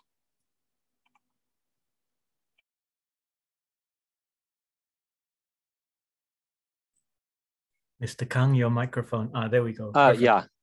Nicholas, Mark, is my voice okay? Perfect. And okay, your presentation is being uploaded. Okay, I think I need to close my video for the sake of bandwidth. Is okay? Thank you, no problem. Okay, good. It seems the PowerPoint is like a cut on some parts of that. And when you Chinky, I had okay, there we yeah, go. it's Perfect. good. Yeah, Thank okay. you. Thank you. I had the same challenge. Thanks for the ADB team invitation for me to present to the Nature Conservancy's past and current endeavors on some of our site-based wetland conservation program in China. We did some capacity building, but here I'm a more conservation practitioner, so I focus on my expertise and hope my sharing can contribute some ideas and thinking for the participants today. And also I really appreciate our colleagues, the previous presentation, it's amazing. So my key message I want to deliver is pasted here already on the left corner of this presentation. And we start our wetland program since 2005 with a joint capacity building program with the National Forestry and Grassland Administration. And but actually, we conduct our practical or field site-based demonstrations since 2014, which was enlightened by the successful pilots of the first ever land trust conservation model in Old Creek Nature Reserve, which is the giant panda habitats. It can be briefly stated as a civil society management with a government authorization. In Chinese, 民间管理 and 政府监督 as its model. It's a simple idea of the government authorized biodiversity valued forest farm or the existing nature reserve to managed by the civil society by introducing the foundations and NGOs with the funding and the conservation technical support into the fill the conservation gaps, including increasing the coverage or improve the conservation efficiency. So year 2014, we were invited by the government of Yunnan and also Shanghai for 2 types of the wetland conservation with the land trust conservation model. Next slide, please. Good. I want to show you the first case, which in the Highland Plateau or Alpine wetland on the northwest Yunnan province. It's relatively small. It's only 1 square kilometers, but featured with the highest density of the migratory birds, around 12,000 in these very small lakes, as I believe. Meanwhile, it serves as an irrigation water source for the 5 surrounding community with the total population around 50,000 rely on the farming, silk industry, silver handicrafts. It's a main pollution of the resource for the wetland. And the community owns 6 square kilometers of the farmland with some areas also function as the night habitats of the migratory birds. And we developed the wetland conservation and restoration plan with the surrounded farmlands also incorporated. Based on this plan, we first established in the local conservation center. It's a local grassroots NGO with the staff localized and also the rangers are all from the local community. The patrolling daily work, including trash management, which is very important, and tourism management, and also the community outreach on how the nature reserve actually supports the local livelihood as one, the source of the water and natural resource for the local tourism, especially in the winter time when thousands of the migratory birds fly home and become the regional known attractions. And for the community school kids, we conducted natural education, which they never had. And third, all the conservation monitoring and actions are in according with the conservation action plan we conducted, including hydrology, water quality, water level. It's very important to measure the best seasonal water level for the both ecological and also the local livelihood sake. Around 30 times annual bird species and the population counting for us to understand the high season for the migratory birds and also the GPS tracking, invasive plant species monitoring and uprooting in the right season. Fourth, the above activities from our understanding for the intensive wetlands is the key currently for most of our wetlands in China, included 3 components as we understand. It's the scientific planning, it's science-based monitoring, and also the standardized management. The rangers we trained become the role model in the county wetland conservation after this program fulfilled and now delivered to the county government in 2018. They're still conducting the daily management and the monitoring up to date. Next slide, please. The second case in the Shanghai Dongtan Nature Reserve Corporation, it's actually upgraded from the last case. The TNC was authorized to manage an area as demonstration around the 2 square kilometers with the approaches of the scientific planning, science-based monitoring and management. I want to highlight here is the small-scale habitat modification or optimizing. For the demo, we improved the open water area, the shallows, the reed area, and the plantation area. Meanwhile, monitor the invasive species. Under the right zoomed in the picture is where we authorized to conduct the habitat optimizing to increase the habitat heterogeneity. In a word, we want our wetland to be more productive to raise more birds. Shanghai is a great place for public engagement. So we build an education center and create a public education brand named Birdhouse, attract enormous corporate volunteer engaging and impact with the education centers designing and varieties of events. The third case, next slides, please, is the current program cooperating with the Henan Province Forestry Administration. The practical program lies in the global well-known south to north water diversion project start point, Danjiang National Nature Reserve, with a coverage of 640 square kilometers. If you live in Beijing, you better to know 65% of your drinking water is actually from here. It's also functioning as the largest ecological barrier of this diversion project, so this Danjiang Nature Reserve. We worked on a complex of actions addressing the typical issues for this secondary estuary, wetlands, and artificial lakes. The issues typically are hydrofluctuation belt management, wildlife habitat management, and non-point pollution from agriculture activities and erosion, but typically here is the stony desertification. In this 2 square kilometers demo area, we introduced and conducted a nature-based restoration for the hydrofluctuation belt and erosion stony desertification area, habitat modification for the resident and migratory birds, agriculture-based management practices in the past 3 years.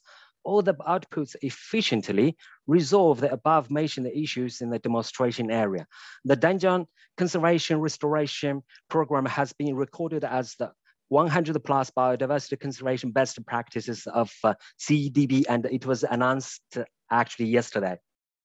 We now are ready to scale up our best practices in this demo area to the 640 square kilometers nature reserve scale and also the watershed scale. Next slide, please. If you practically manage wetland, especially the one like Yunnan Heching case where you have to work with 5 rural communities with around 50,000 people, you know how many problems you have to resolve every day with your team. I have the experience because I managed this one in person for 3 years. However, I think the following challenges and the learning or thinking in the bullet points based on our past years wetland conservation cooperation and management. The first is we know it's important, but it's really difficult for the cross-department management for especially the multifunction wetlands for the sake of habitats, irrigation, and the drinking source water. It's very typical in the most place in China for the wetland conservation. And the second is the crucial needs for the intensive management I just shared with a component of the scientific planning, science-based monitoring, and adaptive management. The third, engage in the local community. That's the key, and we know how to do that, but it's really difficult. Efficient wetland networking for migrant flyways domestically. And the fifth, we think, is ecotourism, nature education, and especially for the Flyway Initiative, the citizen science, how we can engage the citizen science to that. And the sixth is the trend of advancing new PS system with the national park pivoting in China. What will be the management framework for the current wetlands parks, which will be defined as the nature parks very soon in the future? Thank you.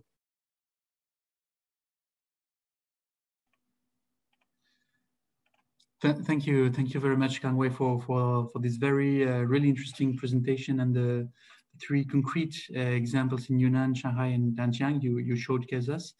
Thank you for sharing with us also the best practices you've learned from those projects. Among other key messages, I remind well how science as well as community outreach is key in wetland, both daily management and long-term protection. So thank you for reminding this important element. We're reaching the end of this session. Thank you very much to our three speakers. I think we'll learn a lot from you on issues and challenges. The stakeholders, be it the Chinese, national or local authorities, civil society organizations, or international donors, are facing and will be facing to restore and protect at large scale wetlands in China. I believe that capitalization on these lessons learned will be quite useful for ADB in the next development phase of the RFI. So as time is running, and I think it's not more possible, but to move on the agenda, let's move to the next session. Let me hand the floor to Mark Bezuijen, Principal Environment Specialist of ADB's East Asia Department, who will chair the session 3. Mark has worked on biodiversity conservation and environmental management in Asia for over 20 years now, and he's presently managing projects in China and Mongolia. Mark, the floor is yours. Thank you very much, Nicholas, for the introduction. Hello, everyone. Yes, Mark Bezuijen here, Principal Environment Specialist from the Asian Development Bank. So Session 1 has introduced us to the Regional Flyway Initiative and also the national policy framework that wetland management in China must, of course, occur within. Session 2 has briefly provided us some of the excellent examples of wetland work that is being undertaken now by other agencies in China.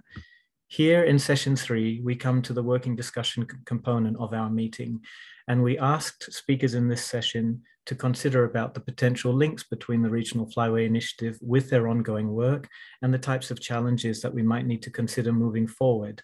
There are no right or wrong answers for this session. This is merely the very first early step in starting dialogue together to help plan this initiative and to move it forward. And this overall meeting is going to be just the first of many meetings ahead. So with that, before I ask our first speaker to come in, I would actually just like to add one speaker here, Dr. Feng Jing, Chief of the Asia and Pacific Unit of the UNESCO World Heritage Center. Ms. Gao, my apology, Dr. Feng has to leave very shortly for a meeting, so I moved him from the bottom of the Session 3 list up to the top. Thank you for your patience and understanding. Dr. Feng, over to you, please. Oh, colleagues, all speakers for this session, please kindly stay within your 5 minutes. Thank you very much. Okay, so can you hear me? Yes, perfectly. Yeah, okay, thank you. Thank you. Good afternoon, everyone. Dear Thomas, Yolanda, Doug, Lian, and Liu Ning. 各位领导，各位来宾, I'm very happy to join you, attend this webinar from UNESCO headquarters in Paris. I think my name is Dr. Feng Jing. I'm Chief of Asia Pacific Unit of the World Heritage Center. Being a Chinese, and I've been the national coordinator for World Heritage Convention, dating back some 30 years ago, and my first nomination was Huangshan. I wish also to thank ADB for inviting us to the webinar, which will explore the critical linkages between the wetlands, livelihood, and biodiversity, which also highly relevant to the 1972 World Heritage Convention. So first of all, we would like to appreciate our we would like to express our appreciation for China's leading role in the implementation of the World Heritage Convention, which has been demonstrated by the recently means July, the 44th extended session of the World Heritage Committee, which took place in Fuzhou, China. And secondly, I think also want to express our appreciation to ADB. UNESCO has long cooperation with ADB over the years. To my knowledge, our cooperation has been initiated mainly from the UNESCO Bangkok office, one of the 15 field offices in my region. So now coming to the relevance of the EAEF initiative and the World Heritage Convention, I think I just mentioned 2 points. One, I want to say, I think at the international level. At international level, the scene there recently, I think there is a particular trend that to build synergies with all the biodiversity related conventions. There is a liaison group established between the secretariats of different conventions. And these conventions, there are a total of 8. World Heritage Convention, the CBD, Ramsar, to mention but a few. I think the synergy for cooperation at international level is quite important. So I think in that context, where we are discussing about the protection of migratory birds and wetlands, some of the sites being recognized either through the World Heritage Convention or Ramsar Convention, I think are of particular importance to take into consideration in this initiative. In fact, migratory birds are part of our shared heritage, and they depend on a network of sites along their migratory routes for breeding, feeding, resting, and overwintering. So a number of World Heritage sites are also contributing to this end, including those located in the East Asian Australian Flyway. I just mentioned some saying, okay, apart from the international level, now local and national levels. As you know, the Yanchen story, the migratory birds sanctuaries along the coast of Yellow Sea, Bohai Gulf of China. The site was inscribed on the World Heritage List in July 2019. Professor Lei just mentioned the phase 2 draft nomination will be arriving on my desk during this week, I suppose. So I think this already dedicated UNESCO's efforts in protecting the migratory birds, and also the sites also being recognized through the Ramsar sites. For instance, in this case, particularly the Yanchen Biosphere Reserve. Another site, I think also it's just recently in July this year, the inscription of Gatbo, the Korean tidal flats, I think also on the World Heritage List, demonstrate that the efforts for protecting the migratory birds along the flyway.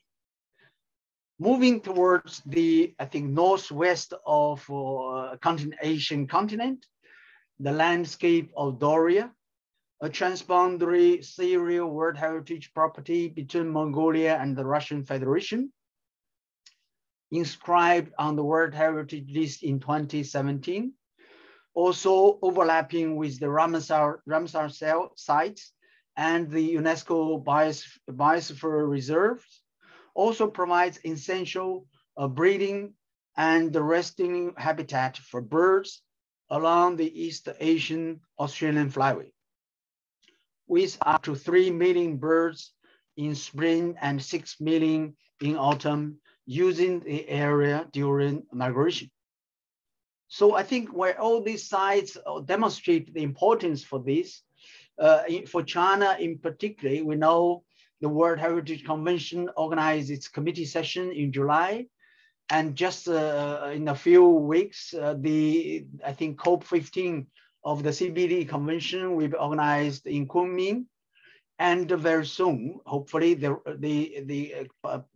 parties convention, the parties meeting for the Convention of Ramsar will also be organized in China.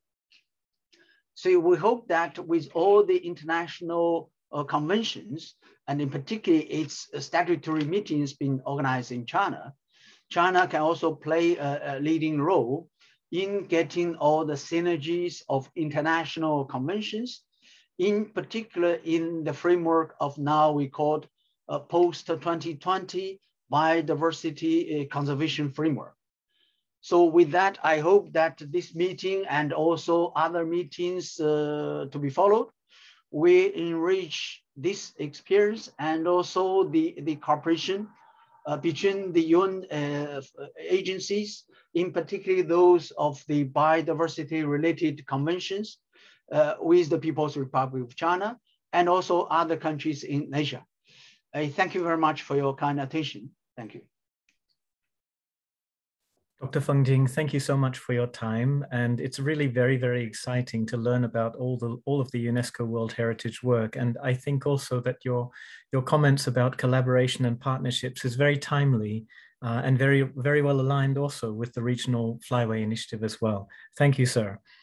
With that, may I please introduce Ms. Gao Aimei, Deputy Division Director of the Department of Territorial and Spatial Ecology Rehabilitation of the Ministry of Natural Resources. Director Gao, over to you. Thank you.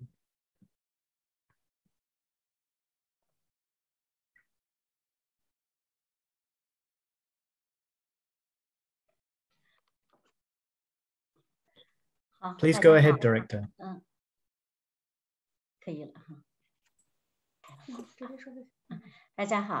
Hello, everyone. I'd like to make a brief presentation. The Chinese government attached great importance to the protection of biodiversity and the wetland, and identify this as a key part of eco-civilization and the key to high-quality development. In 2018, the Bohai migratory bird habitat has been identified as a World Heritage. This is as the center of EAEF and has been well received worldwide, and it played a very important role in protection the world endangered birds. We have been implementing the eco-civilization strategy, and I'd like to make a brief presentation. First is major works.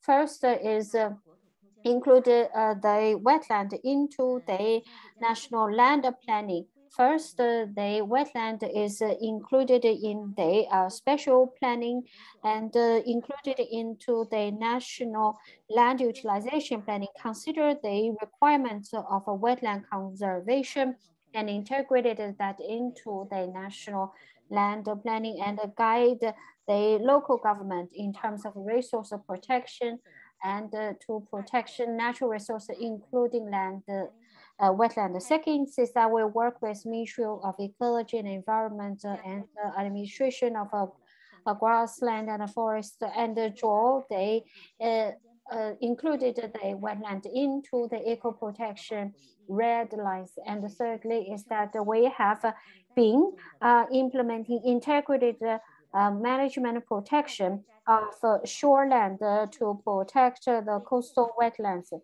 And in order to improve the shoreland wetland, in July 2018, the State Council issued the notice on the strict management of the coastal wetland, which requires to stop all the approval for the wetland reclamation of coastal wetlands unless it's national key project. And also we conducted the key project planning 2020 to 2035 wetland national planning, and identify the key tasks and objectives and key programs of a wetland restoration and wetland The goal is by 2035, forest coverage should be 36%, 60% of a wetland should be protected. Endangered species and habitats should be totally protected. We have also been implementing the wetland rehabilitation projects and piloted on 35 key projects, which would cover 300,000 hectares of land restored. We conducted the Bohai wetland restoration and conducted Blue Bay rehabilitation projects. In the 13th five-year plan, we have in totally restored 23,000 coastal wetlands. For example, in Liaoning Panjin city, we have returned the aqua farms back to wetlands. And also we are working with Dongying City, conducted the Yellow River Delta wetland protection. This shall greatly improve the birds' habitat. Next, I'd like to talk about future work plans. The EAEF is located in the coastal wetland areas, which is also the area that experienced the rapidest economic development. Wetland is facing huge pressure. So we are going to strengthen our wetland conservation to develop legislations and look for the wetland and eco-compensation mechanism. We'd like also to improve international cooperation exchanges on wetland conservation, introduce advanced technologies, management experiences, practices, and financing. Thank you.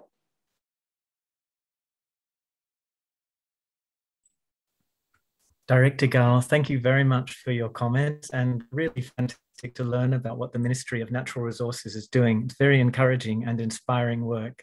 And also very interesting that you link in there with eco-compensation, something that ADB is also very much involved in for helping to pilot the Regional Natural Capital Lab, and linking that in with wetland and sustainable wetland management and sustainable use of natural resources. Thank you for making that link. So with that, may I please turn to our next speaker, Ms. Du Jinmei, Deputy Director of the Division of Biodiversity of the Foreign Environmental Cooperation Center of the Ministry of Ecology and Environment. Ms. Du, over to you, please. Thank you.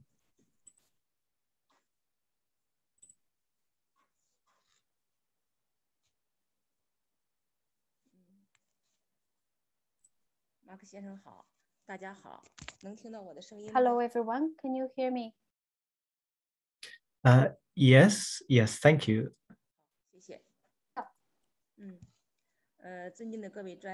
Distinguished experts, dear friends, good afternoon.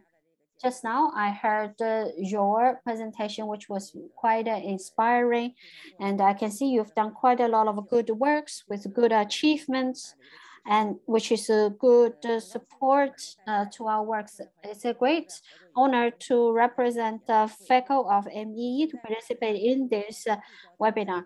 Now, all the world is focusing on COP15 of a Biodiversity Convention to be held in Kunming next month.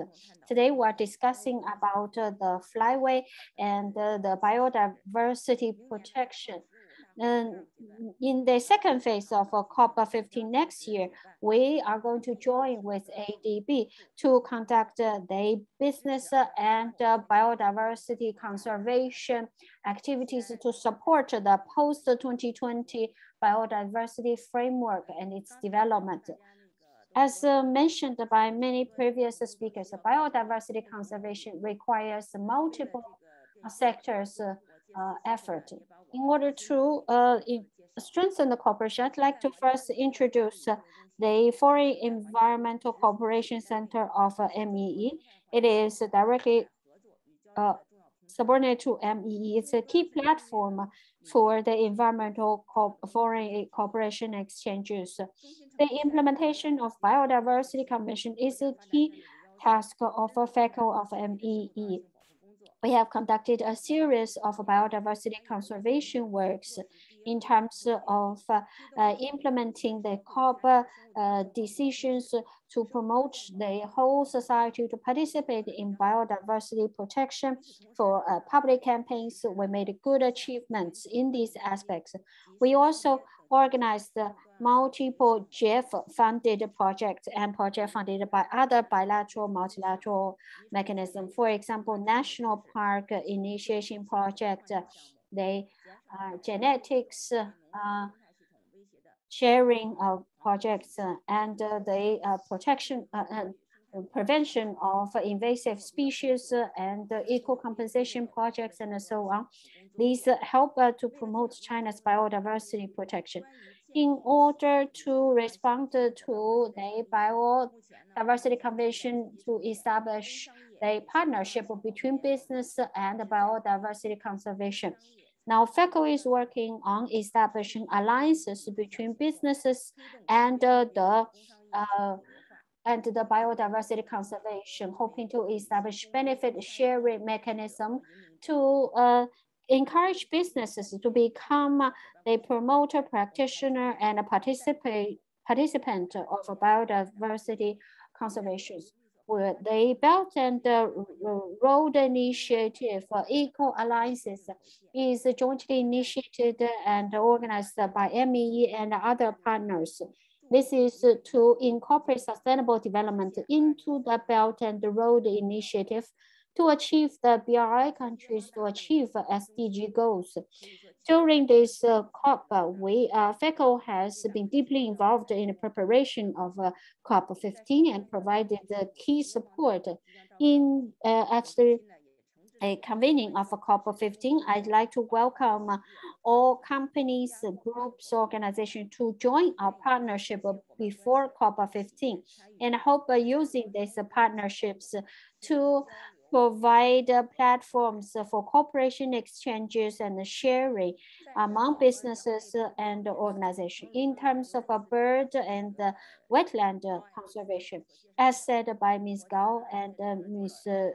Du, we have done quite a lot of works. They gave a detailed presentation. MEE has been attached great importance to that.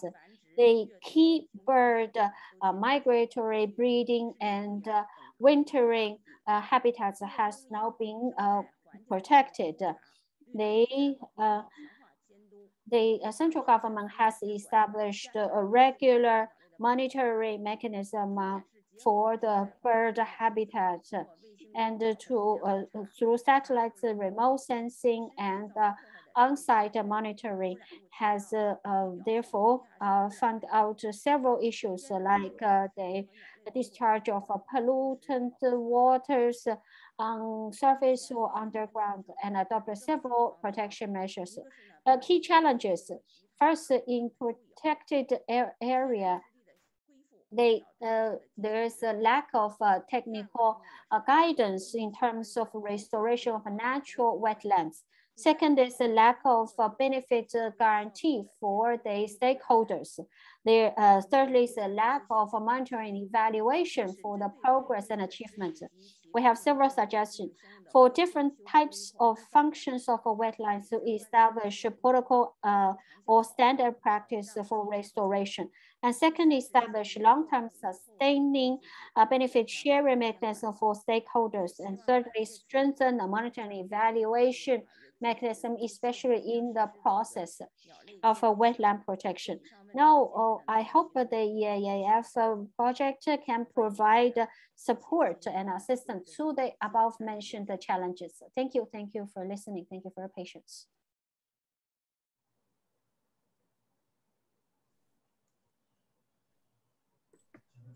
Deputy Director Du, thank you very much for your insightful comments and covering many issues there, really very important ones about wetland restoration, monitoring and evaluation.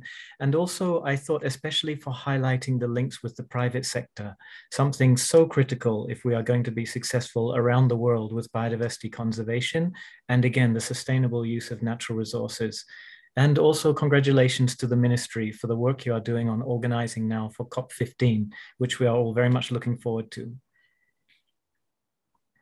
So with that, may I please introduce and turn to Ms. Hu Xinxian, Acting Director of the Department of Wetland Management of the Ramsar Administrative Authority of China of the National Forestry and Grassland Administration. Director Hu, over to you. Thank you. Thank you, Mr. Chair. Good afternoon, everyone. First, I'd like to thank for the invitation from ADB. I'm very pleased to be here to share some thinkings from 3 questions mentioned in the meeting agenda in section 3. I will express my views in Chinese as the following. So first, about the first issue, what are the potential links between the RFI and your organization wetland work? National Grassland Forestry Administration has two departments in charge of that. Department of Wildlife is in charge of protection migratory bird, and the Department of Wetland in charge of the wetlands. The Department of Wetland is also the leading agency of the phase 7, and in May we started the Inception Workshop and established the steering committee. Planning Institute of the Administration has established the PMO. As for second question, how to ensure RFI projects benefit livelihoods as well as biodiversity. First, in project goals, we have to consider the project's overall framework with the consideration of livelihood and biodiversity. Wetland are the key measure to achieve these goals. One of the key goal, one of the crucial parts. So I suggest we shall understand the national overall situation of wetland protection, the policies, and looking for good starting project, and to avoid overlap with existing projects. As for some of specific suggestions, I have the following. First is strengthen regional cooperation. In the large EAF, we shall organize more seminars, and when situation allow, there should be study tours or field visits to promote the international corporations, so different national governments can exchange the measures and practices of their protections. Second is to strengthen integrated project management to focus on the mutual benefit and impact between wetland protection and climate change, and to evaluate the positive effect that wetland has on the climate change mitigation. Thirdly, strengthen digital data management, focusing on the integrated and coordination of EAEF waterbird statistics and data collection, making sure the data is collected to unify the standard and make them more accurate. Fourthly, looking for more mechanism, focusing on EAEF countries' multi-stakeholder participation and financing mechanism, so that we can provide sustainable resources for EAEF protection. Fifthly is to have a public campaign to raise the international awareness on EAEF. Also, previous speaker said EAEF is an initiative under the Ramsar Convention, which has some international influences. I hope through this project, we are all able to further elevate the EAEF's international influence. The sixth is to provide more precise targeted protection. Through the gap analysis by Ramsar, we shall select the key part, unprotected wetland to do surveys and evaluation and support it to join the formal project planning and implementation for protection. Last point is the strengthen information exchanges. The EAEF's monitoring personnel shall strengthen their RFI and EAEF. The staff should strengthen their information exchanges to advocate for gender mainstreaming, have a more local community engagement, so that different wetlands can exchange information with each other and cooperate with each other. Those are my suggestions. Hope I can talk to you more in the future. Thank you. Thank you very much. Director Hu, thank you very much for your insights and your suggestions. And we very much look forward to working with the National Forestry and Grassland Administration as we move forward with the Regional Flyway Initiative. And again, just wonderful to hear the insights there on the various points, including the importance of sustainable financing and the need not to replicate existing work. There is such a huge amount of excellent work for wetlands going on in China at the moment. We need to be very careful that the Regional Flyway Initiative does not replicate that or compete with that, but complements it and builds on it, working forward together. Thank you. So with that, may I turn now please to Dr. Shi Junbin, Director of Conservation Program for Wetlands of the Paulson Institute, a very critical agency that we are also working with to help develop the Regional Flyway Initiative. Dr. Shi, over to you. Thank you. Yes, thank you very much. Thanks for Mark and for introducing and for inviting me and to participate in this very informative and very important webinar.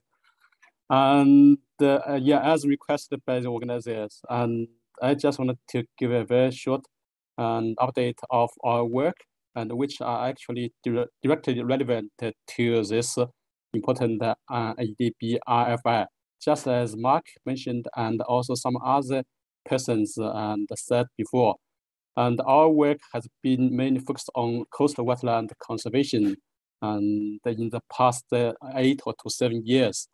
And one of our main achievements is the blueprint of coastal wetland conservation and management of China, and which was a joint excellent work and with many important partners, including NFG and like Beijing Forest Universities and some other important partners, and which is actually became part of the foundations and for development of this ADB's Regional Flyway Initiative.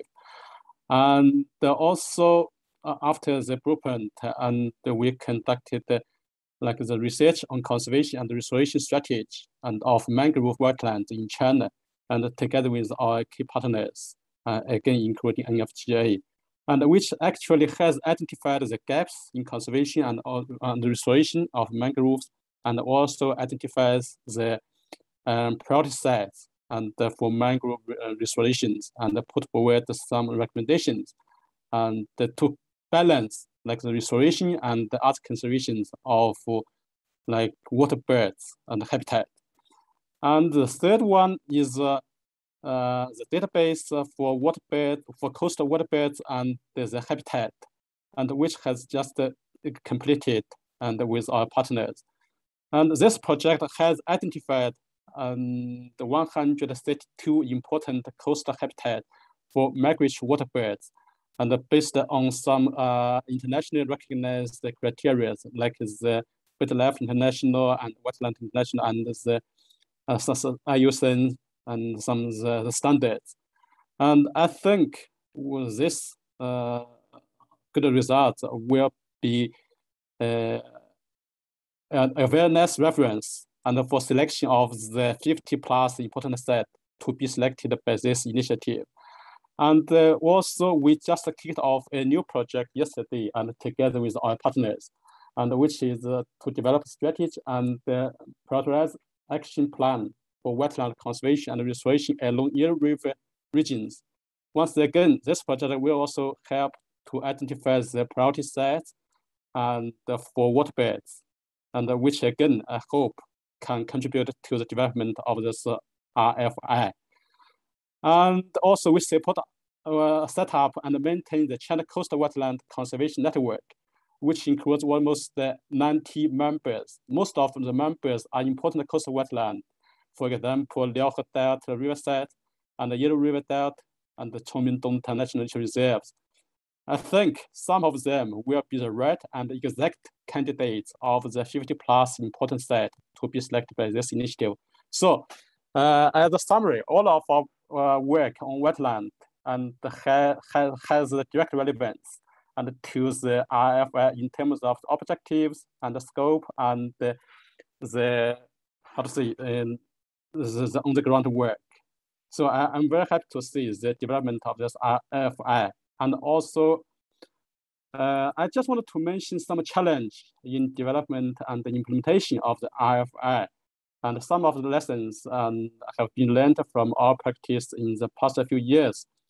As we know, as just mentioned by previous speakers, the coastal wetland or coastal areas in China is always usually the economic development areas, and is facing the intense and conflict between development, economic development, and conservation.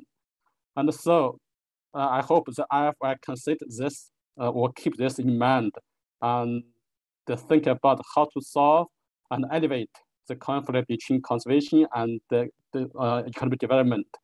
As we know that, and reclamation might be a bigger problem in the past few years, but we can see that this situation has been improved, particularly since the announcement of the State Council notice in 2019, and to ban or to strictly control the reclamation. So I don't think the reclamation would be a big challenge or big problem, but the political willingness to protect the coastal wetland and to balance the development and the protection may be a challenge. And for this project, we need to consider. And also on the ground levels, I think the control and the elimination of the spartina may be a bigger challenge, and for protection of the coastal wetland and the water birds. In the past few years, and we have done some demonstration pilot project and to control the spartina, and in Luana of Hebei province, and also Yancheng and the nature reserve in Jiangsu province. I hope we can work together and to deal with this problem. And also, I think the institutional cooperation may be a challenge, but it is very exciting and inspiring to see, and so many institutions and agencies are present at today's webinars, and including NFJ and the Ministry of Natural Resources and the MEE. All of them are key partners or players in wetland conservation and also the biodiversity conservation. So I'm happy to see this happen, and thanks to ADB's efforts. And also, yeah, just as one person mentioned earlier, and one lesson I learned from our mangrove strategy project is that there is a really lack of the standards and technical guidelines for restoration of like ecosystems, or particularly mangrove forest ecosystems, because some restoration practice actually happened on the important sites for the migratory waterbed. So this means that restoration of mangrove may do some damage to the waterbirds if we do not consider a right choice of the site and the techniques. And the third one is how to ensure livelihoods and biodiversity. I just mentioned several points. And as we see that, and the coastal areas is usually development areas, so we may need to consider compensations and for the conservation. And also, I think the RF will need to consider support for the transformation of industries, and for example, by providing the low interest loans and also alternative energies. And also, I think alternative livelihood is usually applied in biodiversity community project, but we need to consider the site-specific alternative livelihood and for local communities. And the third one, I just wanted to mention that we need to consider the change or adjustment of some policies regarding the management of nature reserves. For example, when we discussed with the Luana government to set up the Luana wetland nature reserves, they usually consider the livelihood of the local fishermen. But we think this kind of the management of nature reserve could be the seasonal management. That means we can allow the fishermen and to collect fishes and to harvest during the non-migratory seasons, while and control the harvesting during the migratory seasons. And also, I hope this initiative can cover as many types of wetland as possible, because different kinds of the wetland may provide different kinds of the livelihood for the local communities. And finally, I just want to say that the Policy Institute is very pleased and very honored to be one of the key partners for this important initiative. And we would like to work with ADB and Better Life International and Wetland International and other Eaaf to develop the project concept in the near future. And also, we are very excited to participate in the launch event of this initiative at COP15. Actually, we have been registered and been invited to attend this important initiative. And we are looking forward to it, and we are looking forward to work closely with the partners and for this important initiative. And thank you very much. Dr. Shi, thank you so much. It's really a pleasure to listen to your reflections and your points. You've covered so many things there. I will not attempt to summarize or repeat. I don't think anyone can do it justice. Thank you for your guidance. I learned a lot just from listening. It's terrific that we are all working together on the Regional Flyway Initiative and also in cooperating, working toward COP15 as well. Thank you. Thank you. Mark. So with that, may I turn please to Dr. Zhang Xiaohong, Yellow Sea China Project Manager of Wetlands International China Program. Chinky, I think we have a PowerPoint presentation from Dr. Jiang. Dr. Jiang, I will ask you to please retain it within the 5-minute limit. Thank you. Let me just check if in fact, yes. Chinky, are you there? And yes, are you? Yes. Yeah, I'm terrific. going to load. Yeah, I'm going to load it in a bit. Thank you. Okay, thank you, Chair. I'm very happy to be invited by ADB for this webinar.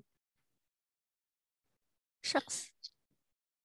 Apology, Dr. Jiang, we're just uploading the presentation. Hi. For a while.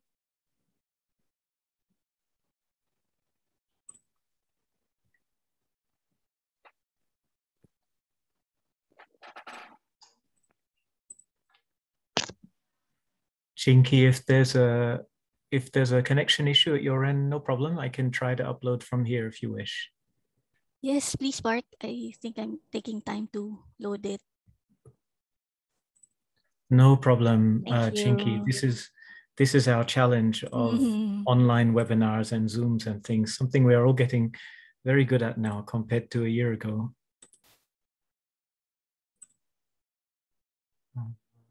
Here we go. Colleagues, let me know. Dr. Jiang, please let me know when your presentation is on the screen. Okay, yes. Thank you, Mark. Please go ahead. Okay, please go down the slide, please. Okay, so the potential link with the ADB Flyway Regional Initiative is our Going Flyway Bottleneck Yellow Sea project, which is mobilize the actions to protect the migratory birds at critical site, Yellow Sea and the East Asia Australia Flyway. This project aims to ensure improved conservation and management of internationally important habitat for the migratory water birds. So we select 2 sites, Liaohe National Nature Reserve in Liaoning Province and Rudong in Jiangsu Province, and they are critical, important stopover site for the migratory shorebirds in China Yellow Sea region.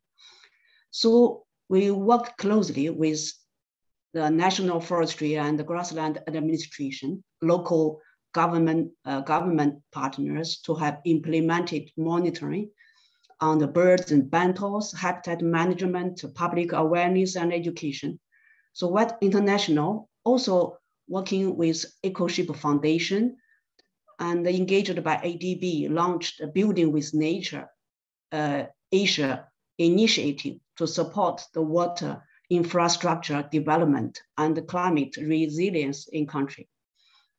Please next.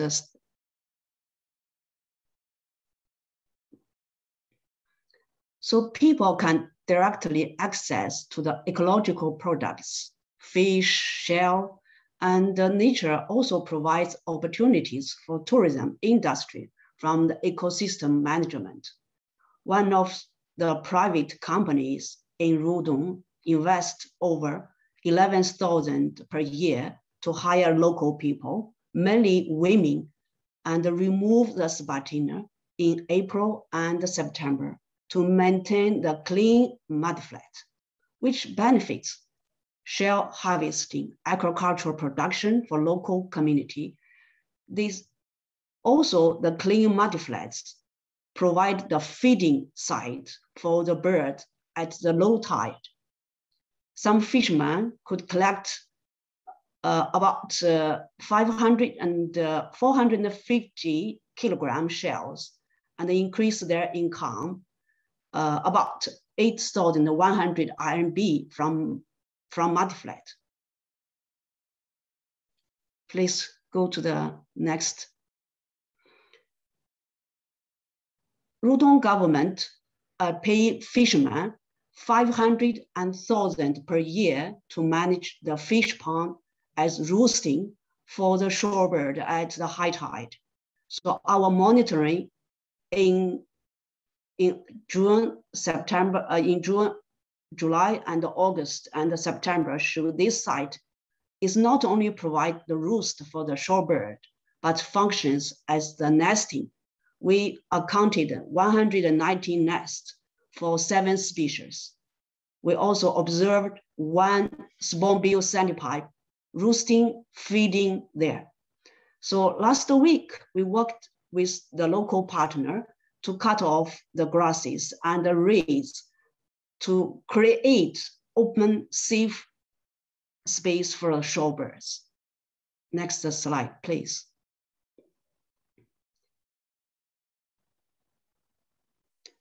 Now, and the challenges we are facing for the bird and wetland conservation is a knowledge gaps and the fund, and also international travel restriction. So the international expert could not access to the site to give technical guidance.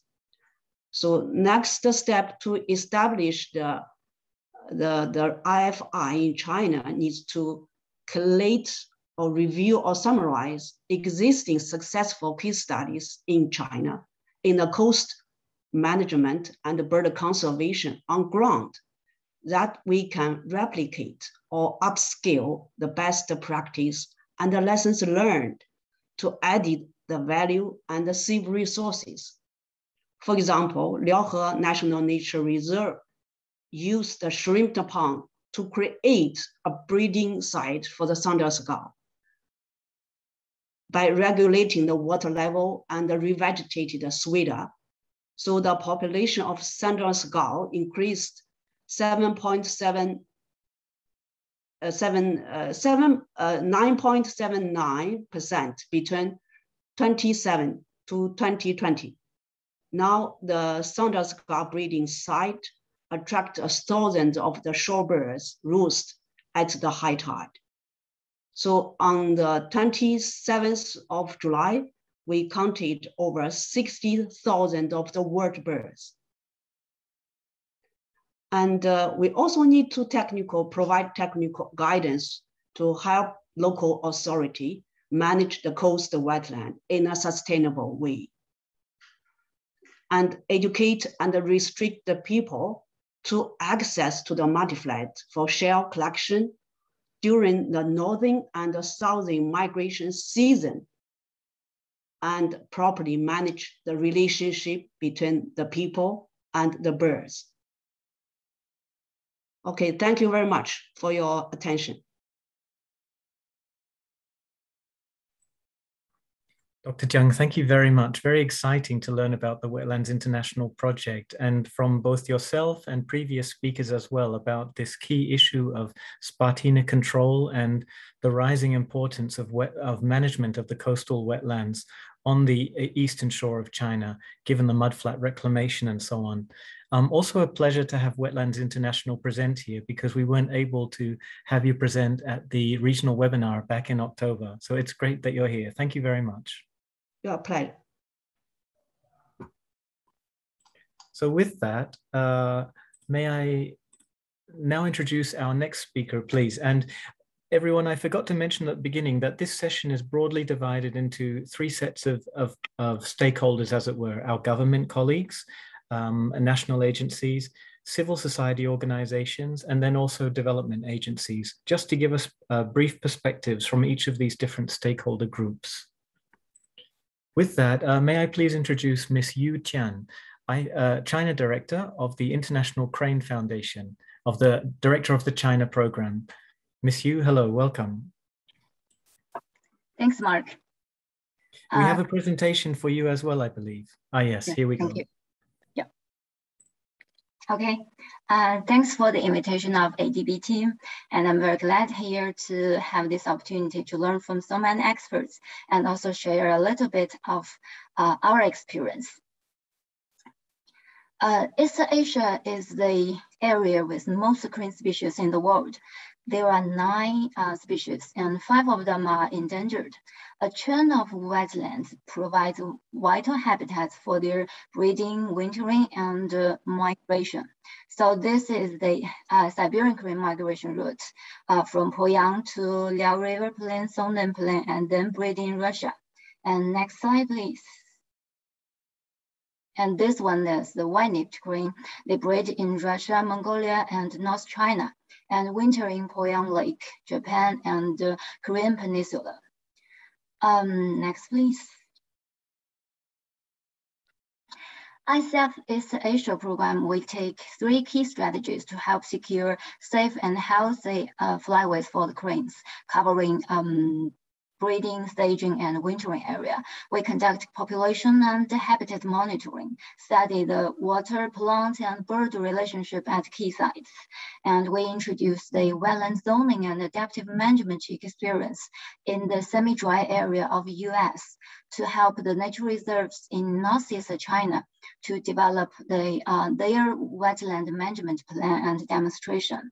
And we also developed a technical code for population protection and habitat management of Siberian cranes, together with National Bird Banding Center and other organizations. And this technical code now is waiting for the approval of NFGA as a national standard. And also, as an international NGO, we recognize our international platform and experience as an advantage to set up people connectivity along the flyway countries to improve the conservation awareness of general public and local communities through environmental education. So this will help generate more supporters and followers of conservation. We have an East Asia Flyway environmental education program, working with governments, nature reserves, NGOs, schools, and communities in China, Russia, Mongolia, South Korea, and Japan. Next, please. Achievements and lessons learned. So due to the time limitation, I will just mention two. So firstly, we will have, I think we still have many knowledge gaps on wetland management. We should look at and also manage the wetlands in a holistic way. Water, plants, water birds, fishes, and human livelihoods, they affect each other. For example, the 10-year fishing ban in Yangtze River Basin is a great policy to conserve the fisheries resources and the freshwater resources. However, the ban on crayfish harvest may lead to the explosion of these invasive species, and this will affect the ecosystem balance and threaten the dike safety. So in Poyang Lake, we worry the crayfish will eat up the plant of Valesneria, which is the Siberian crane's main food in the lake. So now we are, ICF China program, we are planning a new study and early warning system development with Jiangxi government. Second, in Northeast China, how the wetland ecosystem functions is highly affected by rainfall and by the water diversion management. If we just focus on one wetland and one wetland unit in the reserve, it would easily pose big risk and lead to the failure. To make the flyway connected and resilient, it is crucial to rank and prioritize the habitats at regional and flyway level, make zoning and adaptive management plan for the important wetlands to make sure there will be suitable habitats to support the migration all the time and every year. That's all from my part. Thanks. Miss Yu, thank you very much. Absolutely excellent to learn about the China program work of the International Crane Foundation. Spike joined us at the regional webinar we had back in October last year, and it's just great now that we can go to the country level now and learn more specifically about the work in China, which is very inspiring. So with that, may I turn now, please? We have two representatives from development agencies here, starting firstly with Ms. Xiaoting Jin, Senior Project Officer in the Beijing office of AFD. Xiaoting, over to you, please. Thank you. Thank you, Mark. Very happy to participate in this webinar and share a few feedbacks from AFD regarding our wetland activities and also some remarks on the next development phase of the Regional Flyway Initiative. Since 2012, we have financed 4 projects on wetland restoration in China, and we are considering financing 5 new projects this year or early next year with more or less linkage to wetland issues. Through these operations, we have supported the creation or enhancement of several national wetland parks, nature reserves, Ramsar sites, or candidate Ramsar sites. And these projects cover a large variety of wetland types. And more recently, we are looking at marine and coastal restoration issues with 2 new projects in coastal provinces. So these field operations have allowed us to accumulate experience to be capitalized on and shared with central government. So since last year, we have developed some policy dialogue activities with technical ministries like the Ministry of Natural Resources and the AFGA. And we financed that with a European Union grant called the China Biodiversity Facility. Among these activities, we think the synergy could be explored with the Regional Flyway Initiative on 3 topics. First, we are working with the Ministry of Natural Resources on coastal restoration by mobilizing the nature-based solutions. And we are envisaging to issue an operational manual on NBA's application in coastal areas for the sector professionals in China. Another topic, still with the Ministry of Natural Resources, concerns how to scale up the ecological restoration of key corridors in China through financial innovation, and in particular, the mobilization of private sector. And the third one is with AFGA on wetland management in urban areas and peer exchanges between Ramsar cities in Europe and in China. So we think the outcomes of these 3 policy dialogue activities could resonate with the orientation of the Regional Flyway Initiative and contribute to its reflections. And next, a few remarks and thoughts from our side about the next steps of the development of the RFI in China. First, we think that the willingness of national and local actors to co-build and implement this initiative is an absolute prerequisite. We're happy to hear from MEE, MNR, and AFGA and other organizations as experts here today. But we think it's also crucial to test the reactions from NDRC and the Ministry of Finance, and further on of local DRC and the Bureau of Finance, to ensure that they carry the project locally. To the same degree, the relevance of financial tools is also another key point, because the future phase of the implementation of the program will mainly be financed through sovereign loans from donors. We think that we need to think how to structure sub-projects to make them bankable, and as far as possible, how to improve the financial features of these operations to attract eventual participation of private actors. We know that during project development phase, studies will be carried out on sustainable financing mechanisms and market-based instruments, and that will be definitely a key issue. And next, we noticed that ADB have put a lot of focus on livelihood improvement to be linked with this initiative.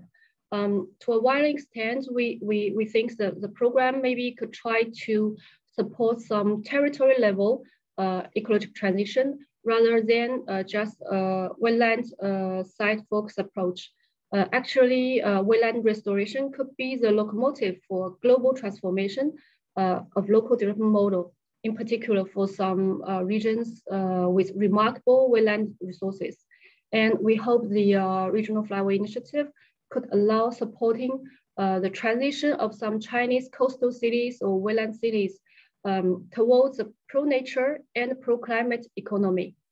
Finally, I would like to say that EAFD is very excited about this initiative, which is perfectly aligned with our strategy and priorities in China. We've had regular exchanges and very close exchanges with ADB since last year, and we hope to tighten the dialogue within the stakeholder or the donors working group in the coming months. And we hope to contribute to the project concept development and further on to participate as a potential co-financer for the program implementation. Thank you. Xiaoting, really great to listen to all the fantastic work being done by EAFD, which I think EAFD, it's very safe to say EAFD is one of the leaders for promoting on biodiversity conservation in the world right now among development banks, which is really very exciting. And we look forward to continuing to work together with EAFD on developing this initiative. And brilliant to learn of all the different initiatives that your agency is developing right now at the China level. Thank you. And just wanted to mention also, fully agree with you also about the need to continue support with the Ministry of Finance and NDRC as well. Otherwise, we end up talking to the same circle of people like us here. Everyone is very committed here, but we need to go beyond this circle. And we fully agree with you on that. For what it's worth for everyone here, the Ministry of Finance has already issued the official no objection for the 2-year project under which this regional flyway will be developed with everyone. And NDRC has also asked us to keep them updated on this. And I think moving forward, as we then go down to the provincial level and site level, as you say, absolutely critical that we work with the bureaus of finance, natural resources, land management, and so on, not only the conservation, as it were, agencies. Thank you, Xiaoting. Thank you, Mark. With that, may I now turn, please, to Ms. Sylvia Kardashia, water resources expert at the Asian Development Bank, who will kindly provide us an overview of 2 key ADB programs through which our work on the Regional Flyway Initiative will be implemented through in China. Sylvia, thank you. Chinky, we have a PowerPoint. Terrific. Thanks very much. Thank you very much, Mark, and really pleased to be here today. And so, as you briefly introduced, my presentation will be slightly different from the ones that preceded me, because I will be introducing 2 important programs that we have in ADB and the way in which they interlink with the Regional Flyway Initiative. Next slide, please. So on this first slide, you can actually see why the Yellow River and the Yangtze River basins are considered 2 of the most important watersheds in the PRC, because they, first of all, they provide key ecological functions, and they're really crucial to sustain nature and livelihoods. So in the graph, you can actually see that this is taken from a study that has calculated the ecosystem areas of the 2 basins over the period of 2015-2018. And the figure below actually indicates the changing value of the ecosystems in the 2 basins over the same period of time. And so the result actually uses the gross ecosystem product, which many of you are probably familiar with, the GEP, to quantify the monetary value of the different ecosystem services. So I already highlighted the key points on the slide, but mainly it is important to, as a reminder that it is first of all immediately evident that the Yangtze is on average ecologically richer than the Yellow River, especially if we look at forest ecosystems. The second important point is that there have been improvements in the ecological environment of both river basins for all ecosystems except for deserts, as you can see on the right-hand side. And as a consequence, the ecosystem services value showed on the table has increased, especially if we look at climate and flood regulation and water conservation as two key ecosystem services. It is important to note that wetland ecosystems have actually generated the highest value per unit area in terms of climate and flood regulation. So wetland conservation and restoration as an important function for the restoration and the provision of ecosystem services in the two main river basins. Next slide, please. So given the ecological importance of and also socioeconomic importance of the Yellow River, ADB has actually designed the YREC program, which is well under development and implementation, of which this infographic already provides a quick snapshot. So the initiative adopts what we call ecological corridor. And the rationale behind is really that healthy ecological corridors can generate positive impacts and co-benefits by maintaining biodiversity, mitigating water-related disasters, and providing then ecosystem services, ensuring resilience to mitigate and adapt to climate change impacts, which is a very hot topic, as we know, these days. So I won't go into detail in the infographic because you can read it yourself, but ADB will take and is taking a 4 capital approach with really with emphasis on natural capital. And we are actually both with we have our areas of interventions for engagement, both with technical assistance and loan projects cut across 6 different thematic areas that you can also read on the slide.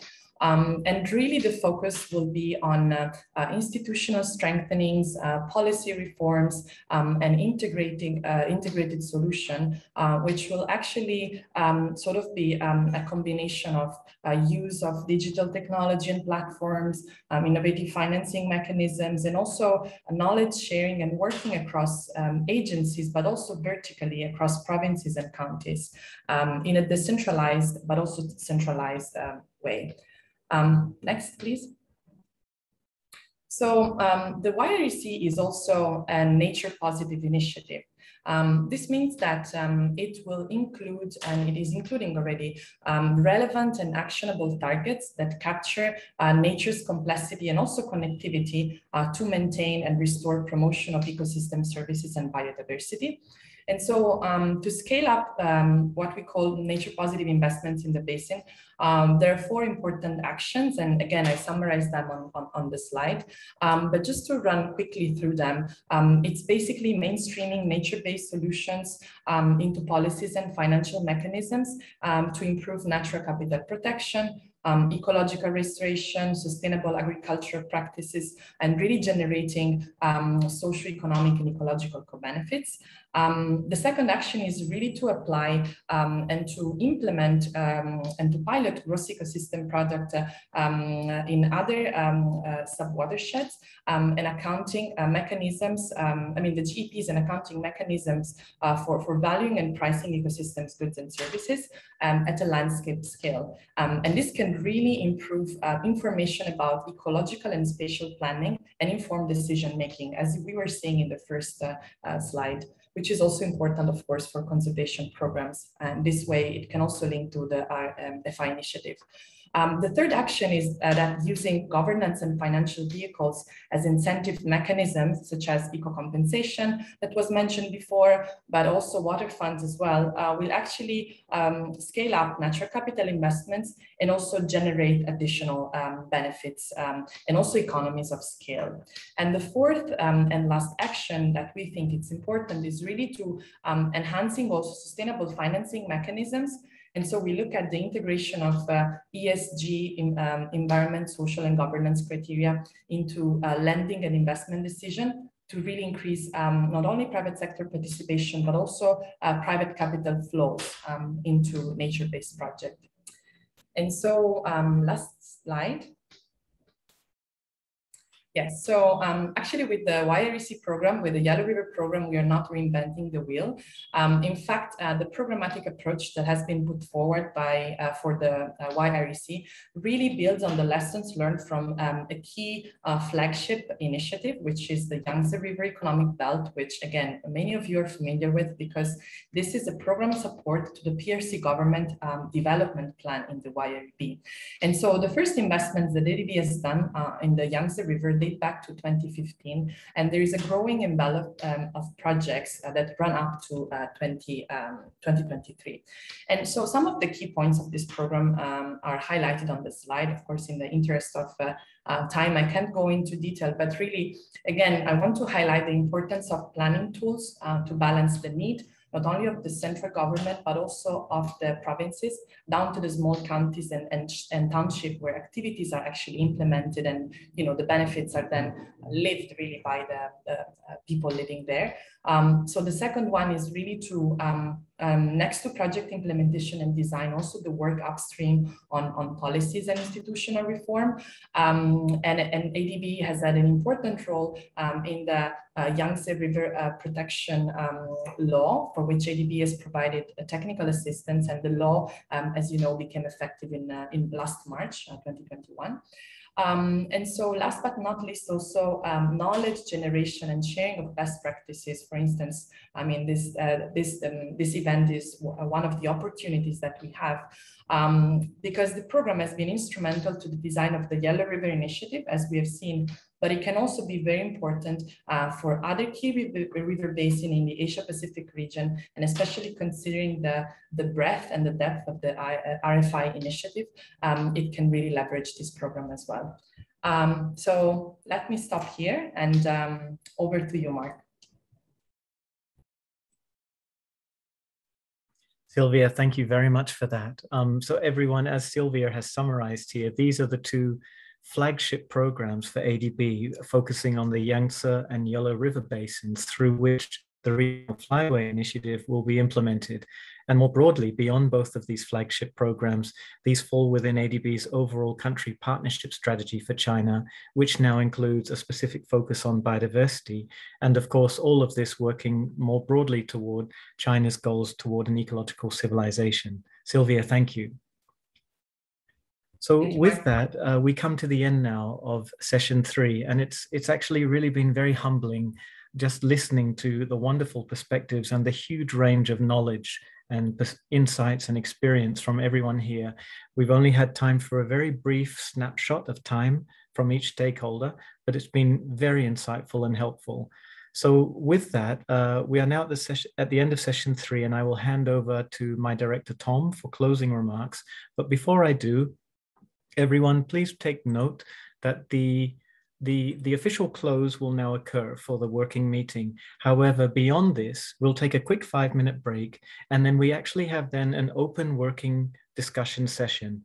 Anyone and everyone is welcome to join. This is simply to help continue the discussion that we have started now in session 3. We're running quite behind time, and we recognize that many people may not be able to stay, but just wish to let you know. And that open working discussion will be chaired by Dr. Lu Chai, Deputy Director of the Center for East Asian and Australasian Flyway Studies at the Beijing Normal University.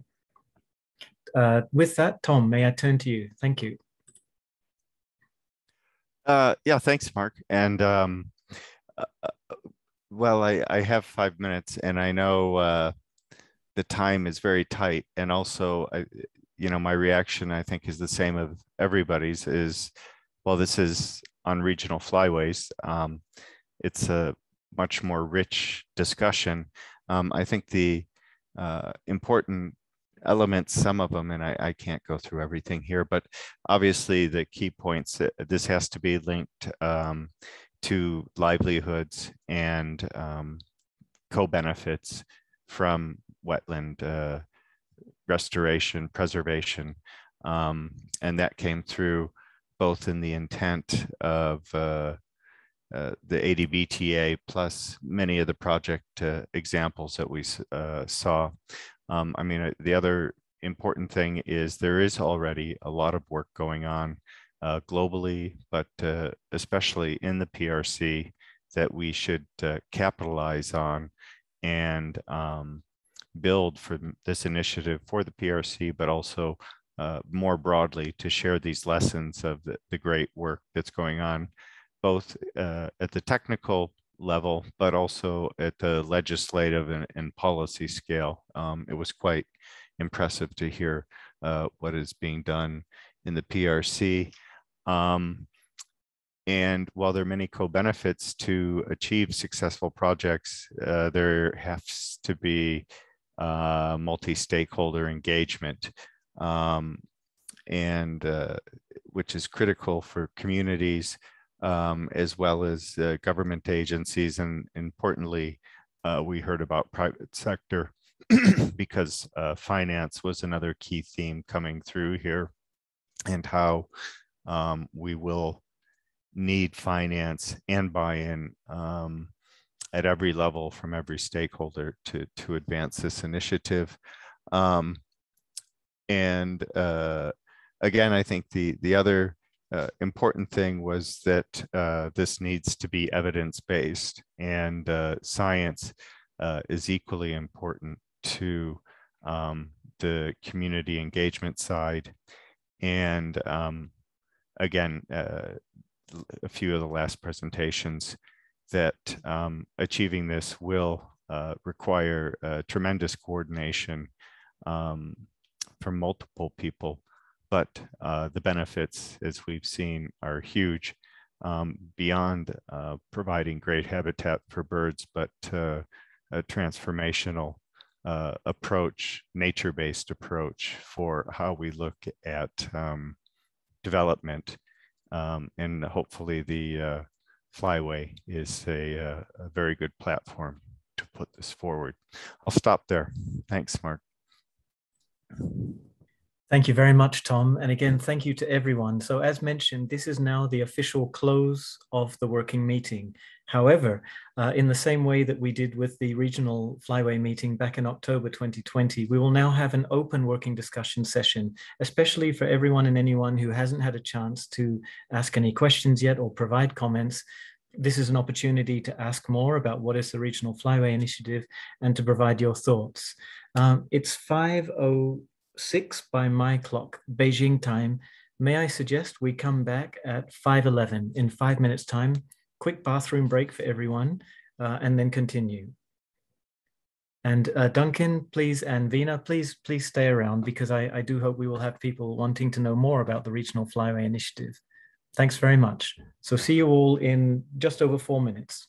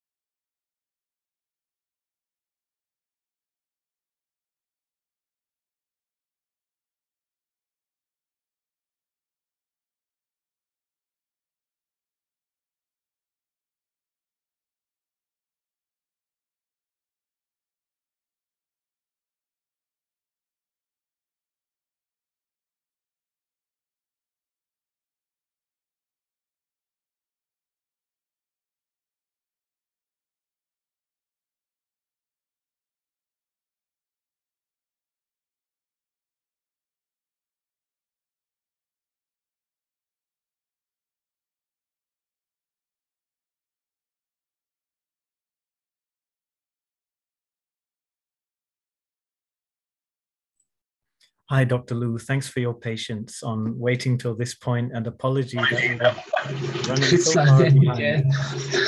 It always happens, you know. But I think this is great, and it's a very nice opportunity now to continue the discussion for anyone to ask questions and offer their observations and comments. Exactly, yeah. Sure. Still have more than 30 people. 36. Yes, I think we've got another just over a minute to go. Let's give everyone a minute or two, and then we'll start. Very conscious of the late hour for some people. Mm-hmm. Yeah. I think this is a lesson learned for me also in terms of being less adventurous with the number of speakers in our future meetings. Yeah. Oh, Doug, you're on microphone. I'm muted. I try to mute myself as much as possible. Fantastic, short glimpses about what people are doing and the very innovative approaches and very what appear to be approaches really delivering that different organizations are doing in China. So it's very good to hear about these things. The real challenge is how to bring things together. And this is what we also find in the Flyway Partnership, that there isn't adequate mechanisms in most countries to get this sort of sharing of what's happening. And we're trying to address that by promoting countries have a national partnership, some mechanism, we call it a national partnership, but some mechanism where they arrange, three or four times a year to bring people doing these important wetland projects together to exchange information about what they're doing. But governments, of course, are very reluctant to create systems of meetings. Doug, so with that, I think we can start the working session now. Dr. Liu, you the session. For everyone here, the session was originally scheduled to be 40 minutes long. Given that we're far behind, it's now 5:10. I think let's leave it open. Let's see how we go in 20 minutes time. And fully appreciate that some people will need to leave quite soon. And I suggest if you have comments, do we have a hand raise function here or? Yeah, I think so. The right corner, smiling face with a plus. And or comments in the chat box, also very welcome. Dr. Liu, over to you. Thank you very much. Okay, thank you, Mark, and thank everybody. Especially thank ADB to organize such an important event for the Flyway and also for the livelihood in the Flyway. And also thank to the partners for RFI, the initiative, and also all the participants today. Thanks you all for providing a very delicious information feast that we wish all the people here could work together to protect the real actual feast for the water birth in the Flyway.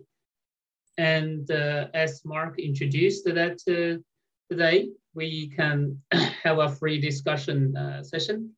So you may follow the 3 questions, what the speakers just said, such as what are the potential links between the initiative and your organization, and also how to ensure the project benefits livelihood as well as biodiversity.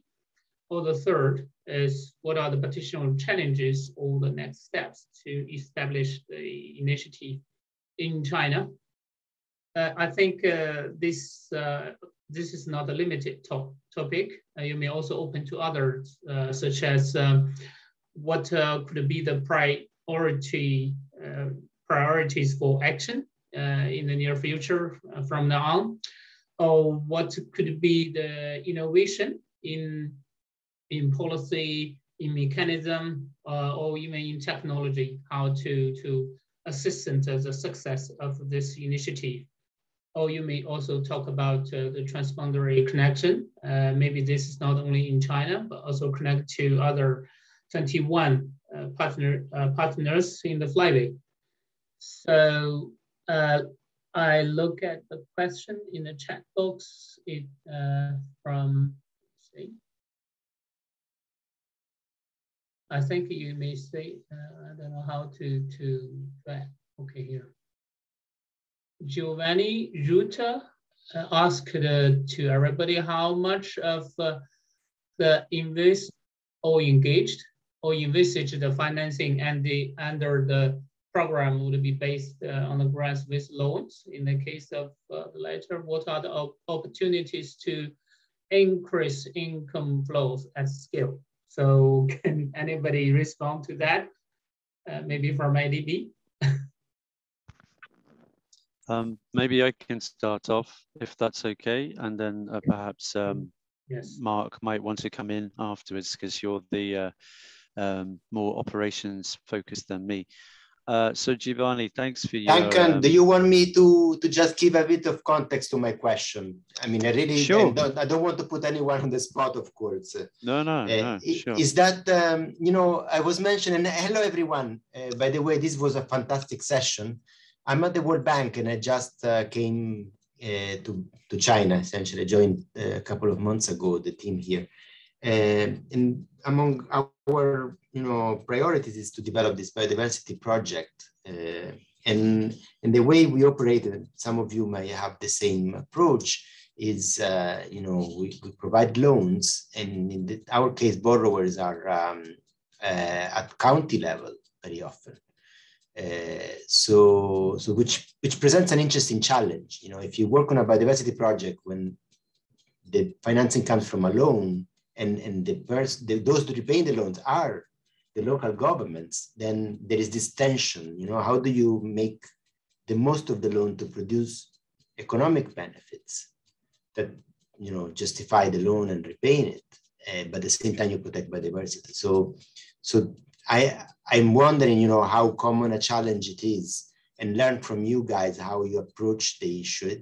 There was very interesting remarks made earlier by various speakers on the involvement of private sector, on using eco-compensation in a way that is conducive. So really my question is really trying to crack this nut. How do we bring the scale? The 3 billion is huge, it's daunting, right? And how do we bring the scale? For that we need not only grants, right? We need other forms of financing. So how do we solve this puzzle? That's really where it's coming from. Well, Gianni, that is as you said, the $1 million question in a way, and I suppose it's funny that we have $1 million to do this development phase. Yeah. But look, I think one of the key things that what we want to do with the initiative, first off, to say that this 3 billion number is for the whole 50 sites, we think, and that would be spread across the flyway. It wouldn't just be in China. And each country has different or unique challenges or opportunities depending on where you are. We have at ADB, we have some countries like Bangladesh and Mongolia, and Cambodia, where we can do they have grants portion of lending that we can do with them, as well as normal lending as well through normal loans. So we would likely use those mechanisms as much as we could to do it. But I guess the other part is that really, part of what we want to do is building the capacity to understand that investing in wetlands delivers a lot more than just focusing on the flyway. And that capacity building program is going to have to be critical to what we're trying to do. The work that the team have been doing on the Yellow River and the Yangtze as well kind of shows that this, the GEP model is kind of coming in, and now we're getting some feedback, and I'll go over to Mark and Sylvia on that because they know much more about how the nut is being cracked in China. But I would say the first part is the education piece to get people to buy in, and I think I'll leave it to those guys to talk about how successful we are going in China. But certainly we've had quite a positive feedback, and we do have our country partnership strategy. And one of the pillars to do with that is related to biodiversity. So the government is already to an extent buying into what we're trying to achieve. But we need to do that at scale across the flyway, and we need to engage with the different governments, and that certainly will be a real challenge. But you know, something that we're taking on with our eyes open to. So maybe I should turn it over to Mark and Sylvia on how you're getting on in China. Thanks.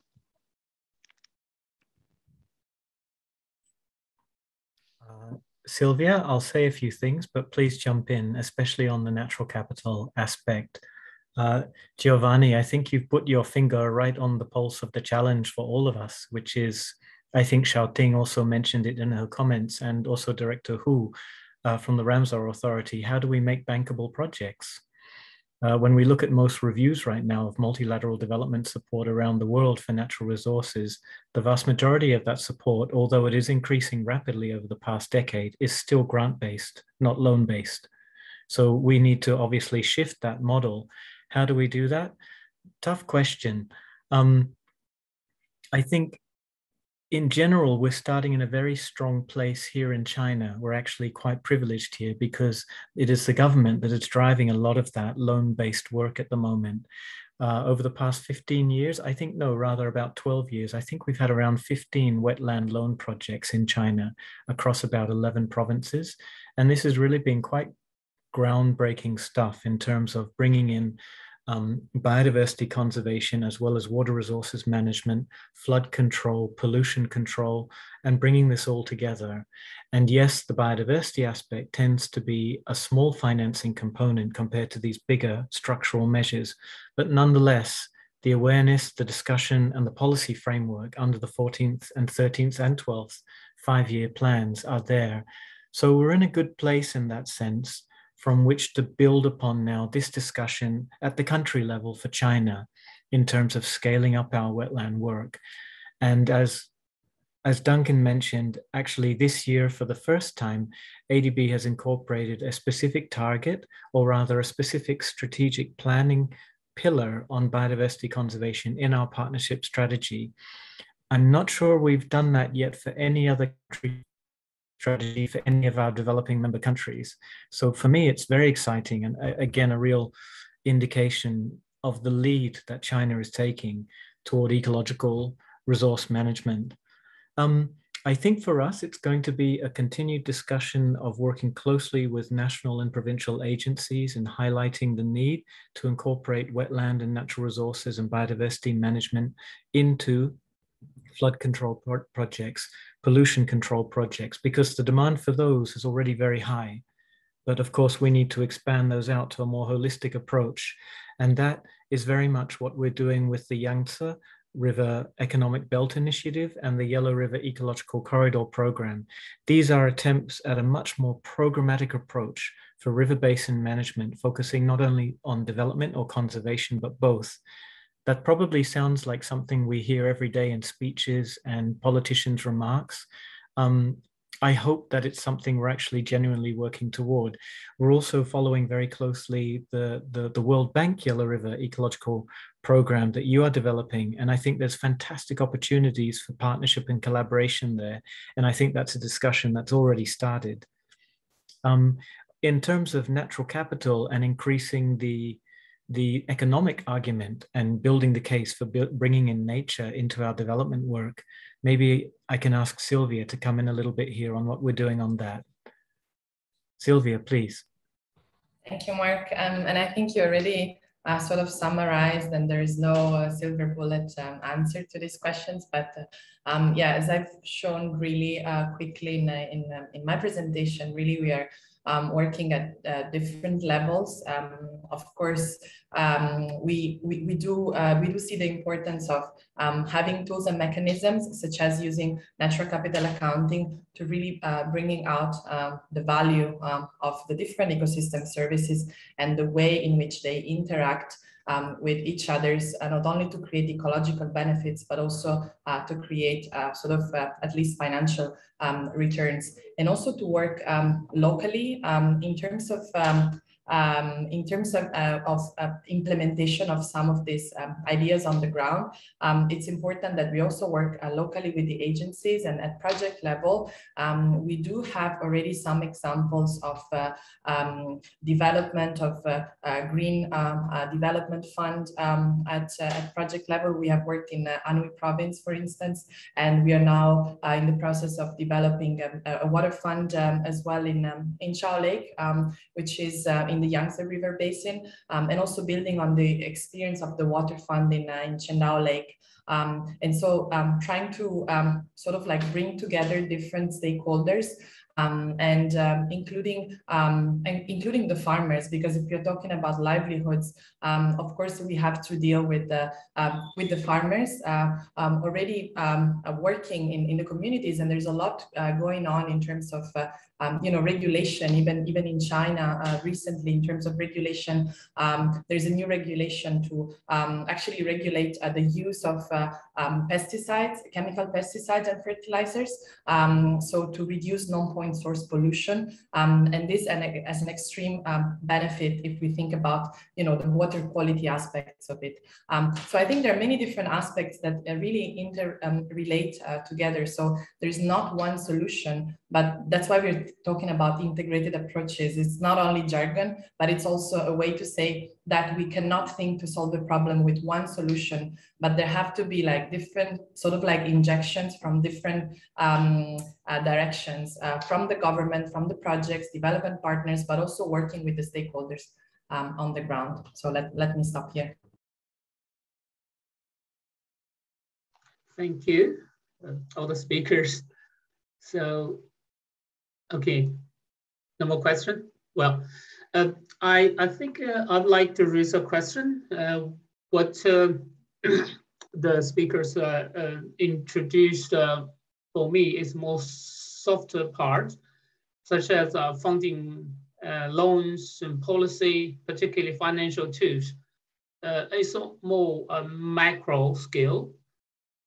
It's more like in the future that natural capital or GEP maybe will evolve to a new system, not just like a carbon marketing. It will be natural resources marketing system. But that's mostly for the governmental stakeholders. But here we also have NGOs. We also have international organizations and even institutes.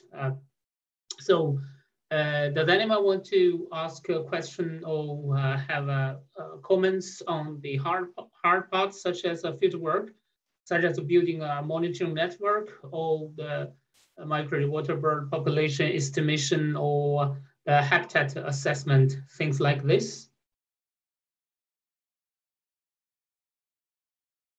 It seems very quiet. Oh, these are great questions, Dr. Liu. And again, I ask everyone here, this is an opportunity. There are no right or wrong questions or answers here, simply a case of information sharing.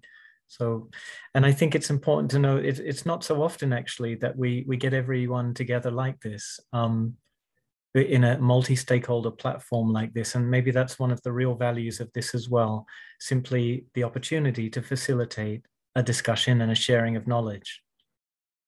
Mm-hmm. Yeah.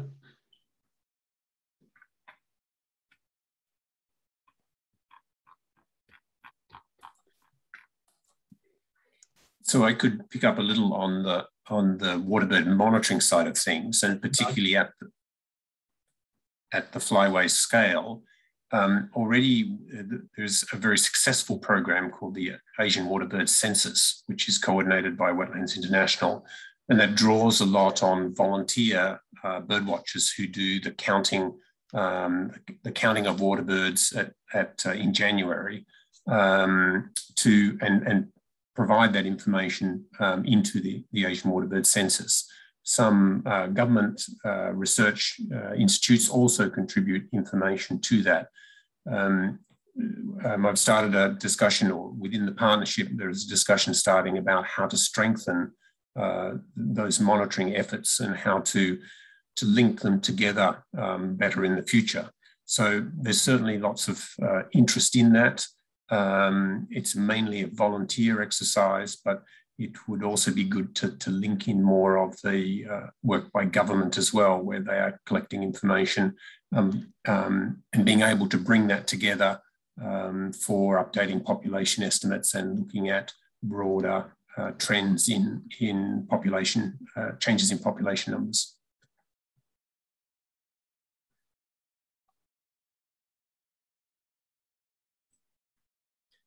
Just a quick comment, logistical, Lan or Jinjing, if it's possible for one of our, perhaps just one of our two interpreters to stay with us for the remainder of this discussion, that would be terrific, just to ensure that, again, everyone has the opportunity to comment as they wish. Thanks, over.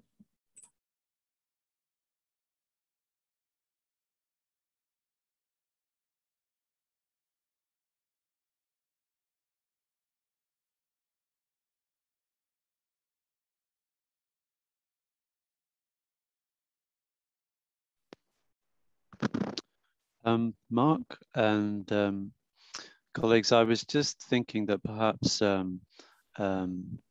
it might be good if I could maybe volunteer Gary, who I think is still on the call, perhaps just to talk through the sort of the process by which we're thinking of working for the identification of the priority sites and the and how we will be working together with the different stakeholders, because we've seen here today there's a huge number of stakeholders and a lot of interested people in this, and it will be key for us to work with them to build that framework from which we can select those sites to take forward for, you know, formal government interest. So it might be just worth, I know I'm putting you on the spot here, Gary, but I thought you might be a good person to just talk through that process perhaps, and that might be interesting for our listeners today. And then beyond that, after Gary, perhaps we might wish to briefly mention about what are the next steps for the RFI, both at the regional level, but also at the country level for China. Where do we go from here? We don't have all the answers right now, but that's fine. But just to give a sort of an inkling of that. Gary, over to you. Thanks. Yeah, but before Gary, I'd like to ask a question. Is thinking about the priority sites. We know there are already ongoing JEF7 project, so they already select the 4 sites. So in the coming, in the next steps, so will the sites overlapping, or will totally new sites? And what's the principle or how to make the decision to choose a priority size? Thank you. You may start. Yeah. Thanks for putting me on the spot, Duncan. No problem. Sorry, but you're more qualified actually, to answer this than me. Before I start, and this isn't a cop-out, Vina should be the person really to talk this through, but unfortunately he's not been able to stay on the call. He did have a slide in his presentation, but I don't think anyone has the presentation who's on the call now. I was just having a look to see if I'd got his slides, but I don't. I wanted to go back to that slide and then talk through what he'd already said.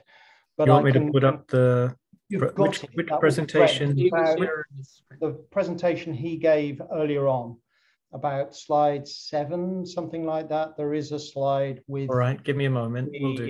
The site selection process. But what I think I'm in a good position to do is kind of talk about partly, you know, what that is and how we might get to that, and then talk about the process as to how we might utilize a process like that. Yeah, it's the one with the curlew at the bottom there, number 7. That's the boy. This one here, priority for prioritizing. That's the guy, yeah.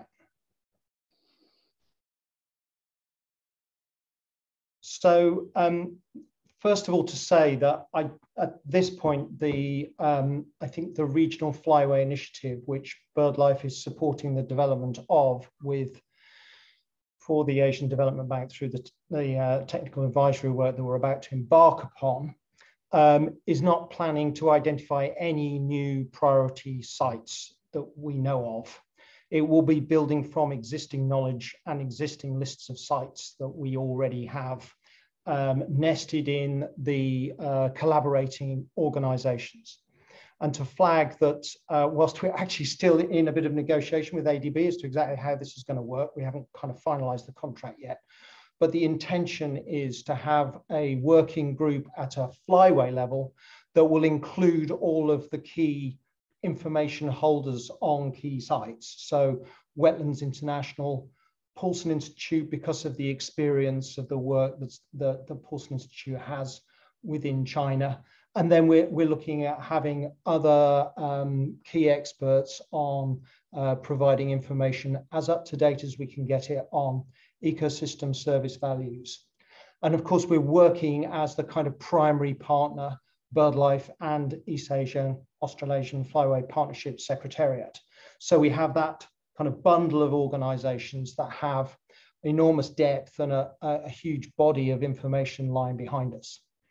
So the key thing in the process really is to boil down actually a very large set of sites that we already know of that are important within the flyway, to identify those ones where the sorts of approaches that ADB can really make a difference on will work most effectively. And these are sites, well, first of all, we want to make sure that these are sites which are biologically important to kick off with. So the first cut will be of biological importance, but the second is really looking at the potential for investment.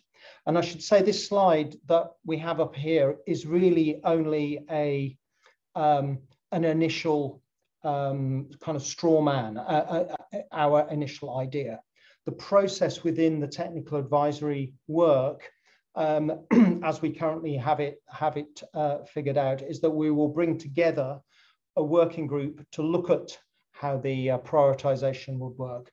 We will come up with a draft version of the site selection criteria, of which we hope this kind of array of criteria that are outlined on this slide will be what it will look like.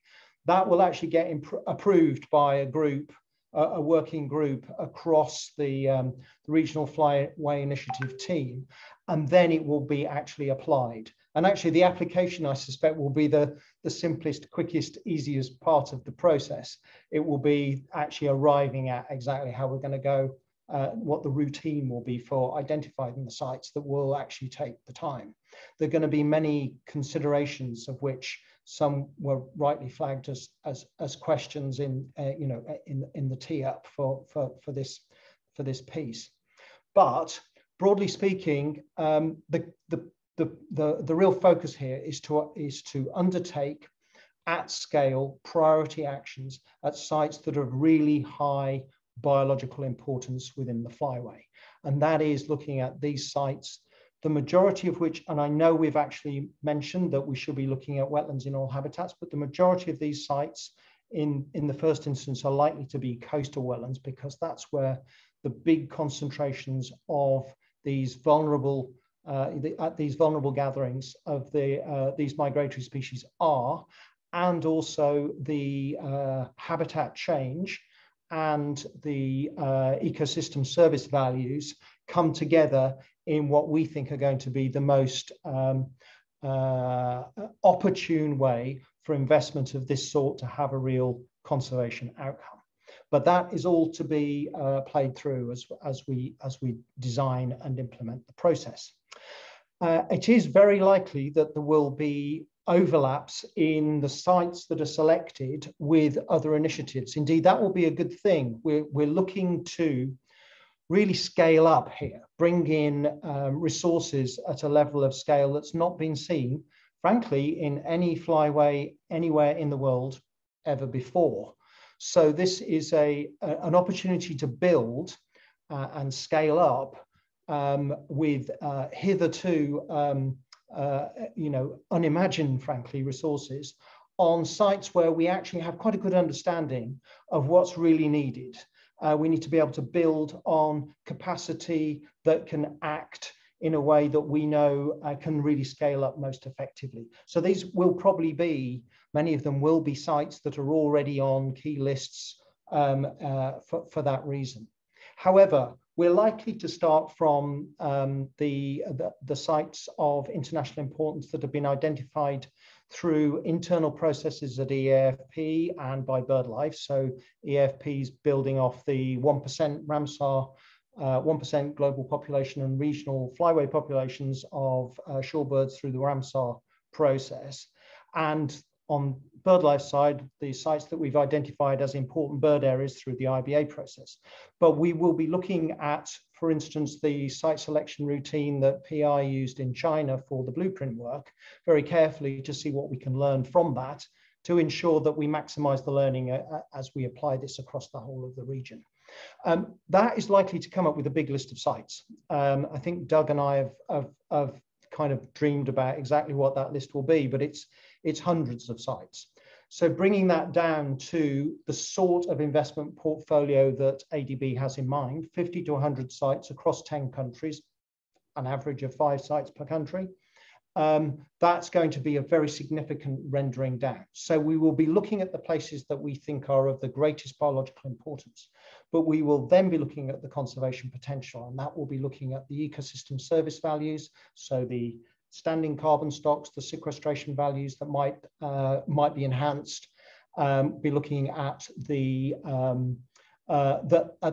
adaptation potential, so where there may be specific site innovations that could be undertaken through green infrastructure provision that might help with things like flooding and disaster minimization, looking at local resilience for communities. Then the full suite of ecosystem service values, including fisheries, tourism, potentially potable water in some sites, and so on. And then looking at that versus the set of sites that are biologically important to identify this sweet spot of sites that can be supported at scale through this loan window that the ADB is looking at dedicating to the sites.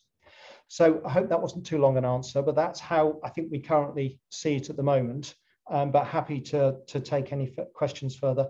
I should add that Doug may have things that he wants to add to that. So if you feel you need to add to that, Doug, please do. Thanks.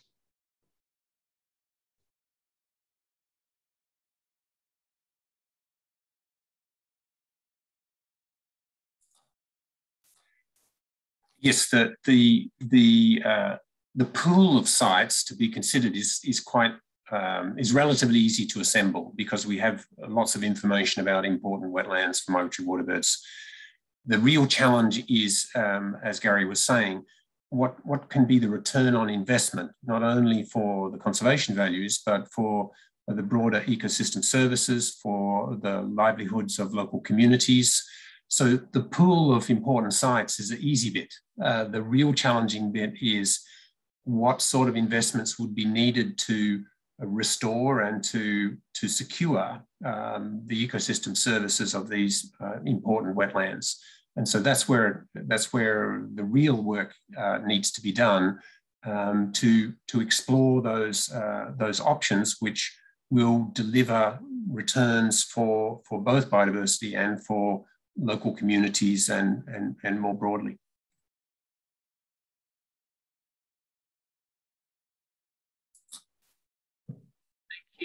Gary and Doug. So thinking about the selection of priority sites, I think there are always controversial discussions, such as sometimes we like to work on the rich sites, which means there are already existing projects ongoing, and it's easier to make a bigger impact because there's a matching fund, and then the joint effort will make the impact much bigger. This is more sometimes we call it in the conservation field. It's also the Matthew effect. The richer will be even more rich. And then the other way is to select the poor, such as we needed to take urgent actions to rescue some sites, particularly endangered ones. And then maybe besides the traditional way, we're also thinking about a new way, new sites, because we can never step back in the same river because the world is always transformative. So we need sometimes when the site is totally reclaimed, such as somewhere in China, along the coast in Yellow Sea, you cannot just convert it back to the natural mudflat. then we need an alternative site. And how about you build a novel system? Because when we see to restoration or recover or rehabilitation, we also need to face the new change. So how to balance to select the priority sites? Because we have only 100 million, just $1 million as the match fire, try to trigger the torch fire, but still we need to spend the money very smartly. And so, does anyone want to follow that question?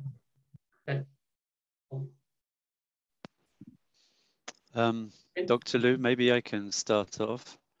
Yes, please. I was going to offer one thing, which was that as part of the RFI, although we are focusing on the priority sites, we also are wanting to set up a mechanism by which we can link to sites which will deliver on wetlands, but perhaps they won't be the priority sites. So what we want to do with that is we want to encourage wetland positive, nature positive activities, but we still want to maintain the focus. We also think that like I'm in the UK, and I just last weekend went to a wetland, which is actually a former coal ash depositing site from a coal-fired power station.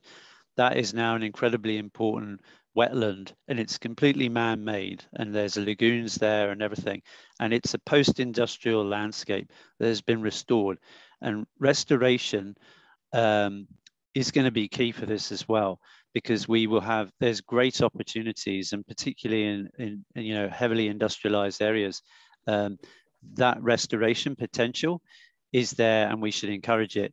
The only thing is that those won't be priority sites right now. They could become that.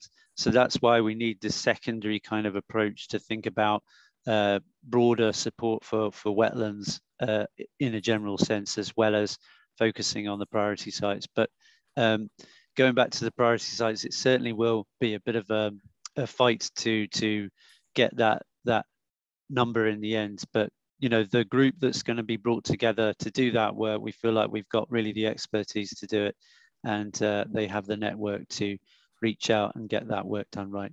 So I'll stop there. Thank you. Thank you.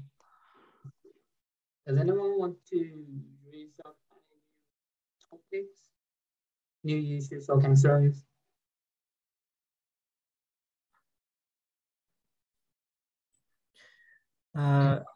Yeah, Duncan, perhaps, and Dr. Liu, perhaps we could just, maybe Duncan, if you could just say a few words about the next steps for the Flyway Initiative, I guess between now, COP15, and the general picture of after that.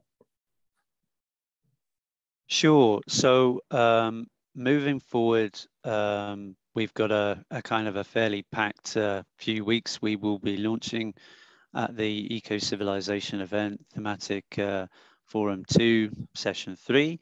So we're kind of looking forward to that and doing quite a bit of prep for it.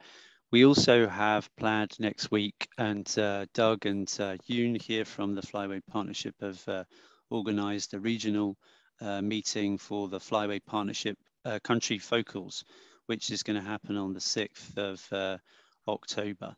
So we're looking forward to that, and we will be setting out the initiative a little bit from the ADB perspective and introducing the team to the focals so that they get a better sense of what we're doing.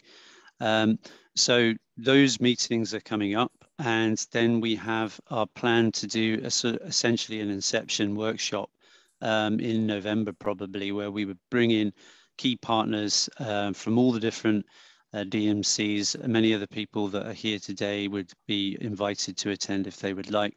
And then BirdLife will be sort of setting out the vision and the plan for the coming implementation of the TA along with myself.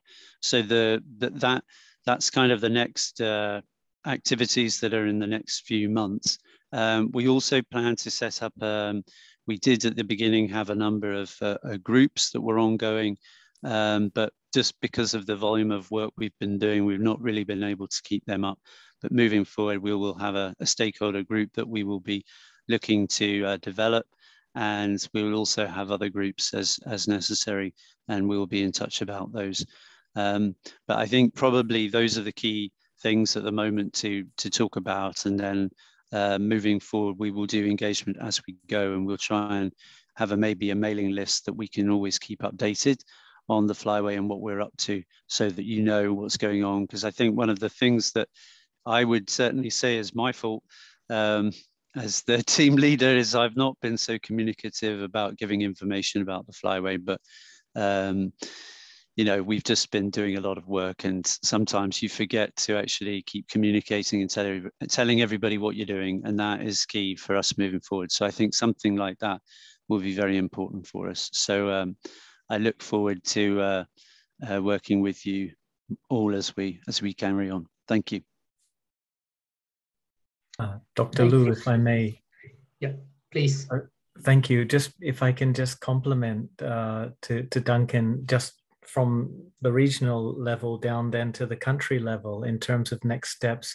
I think this is very much influenced by, as Duncan and the team lead this forward at the regional level, as the priority sites across the whole region are identified, that will provide us the framework to then focus down to the country level for China, and then start making some hard planning forward in terms of time-based next steps.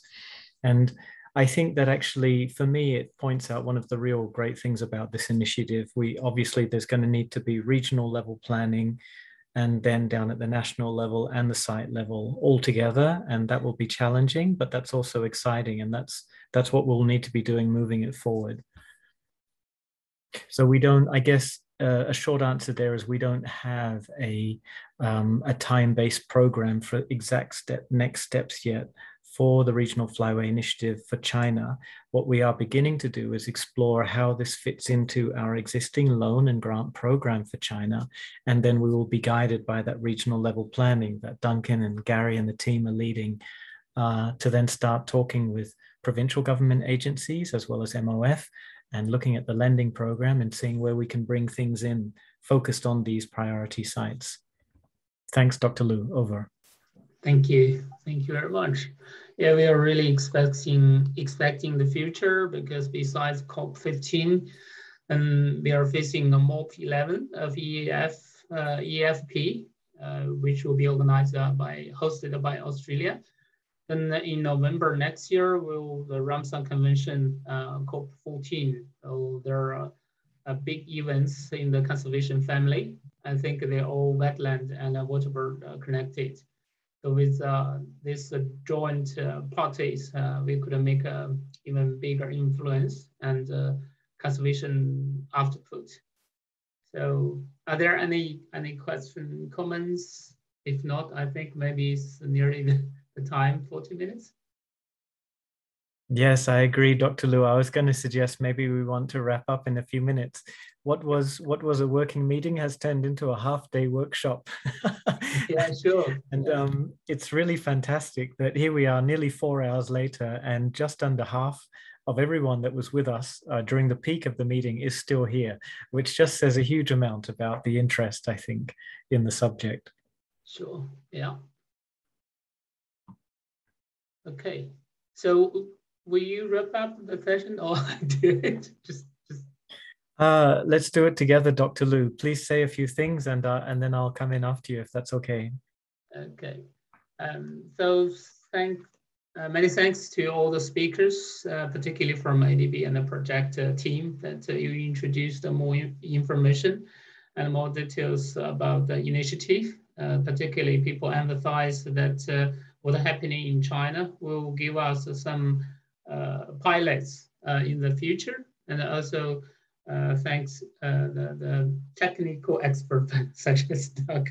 He is a comprehensive expert, but also he is also technical expert for providing more information or thoughts on monitoring.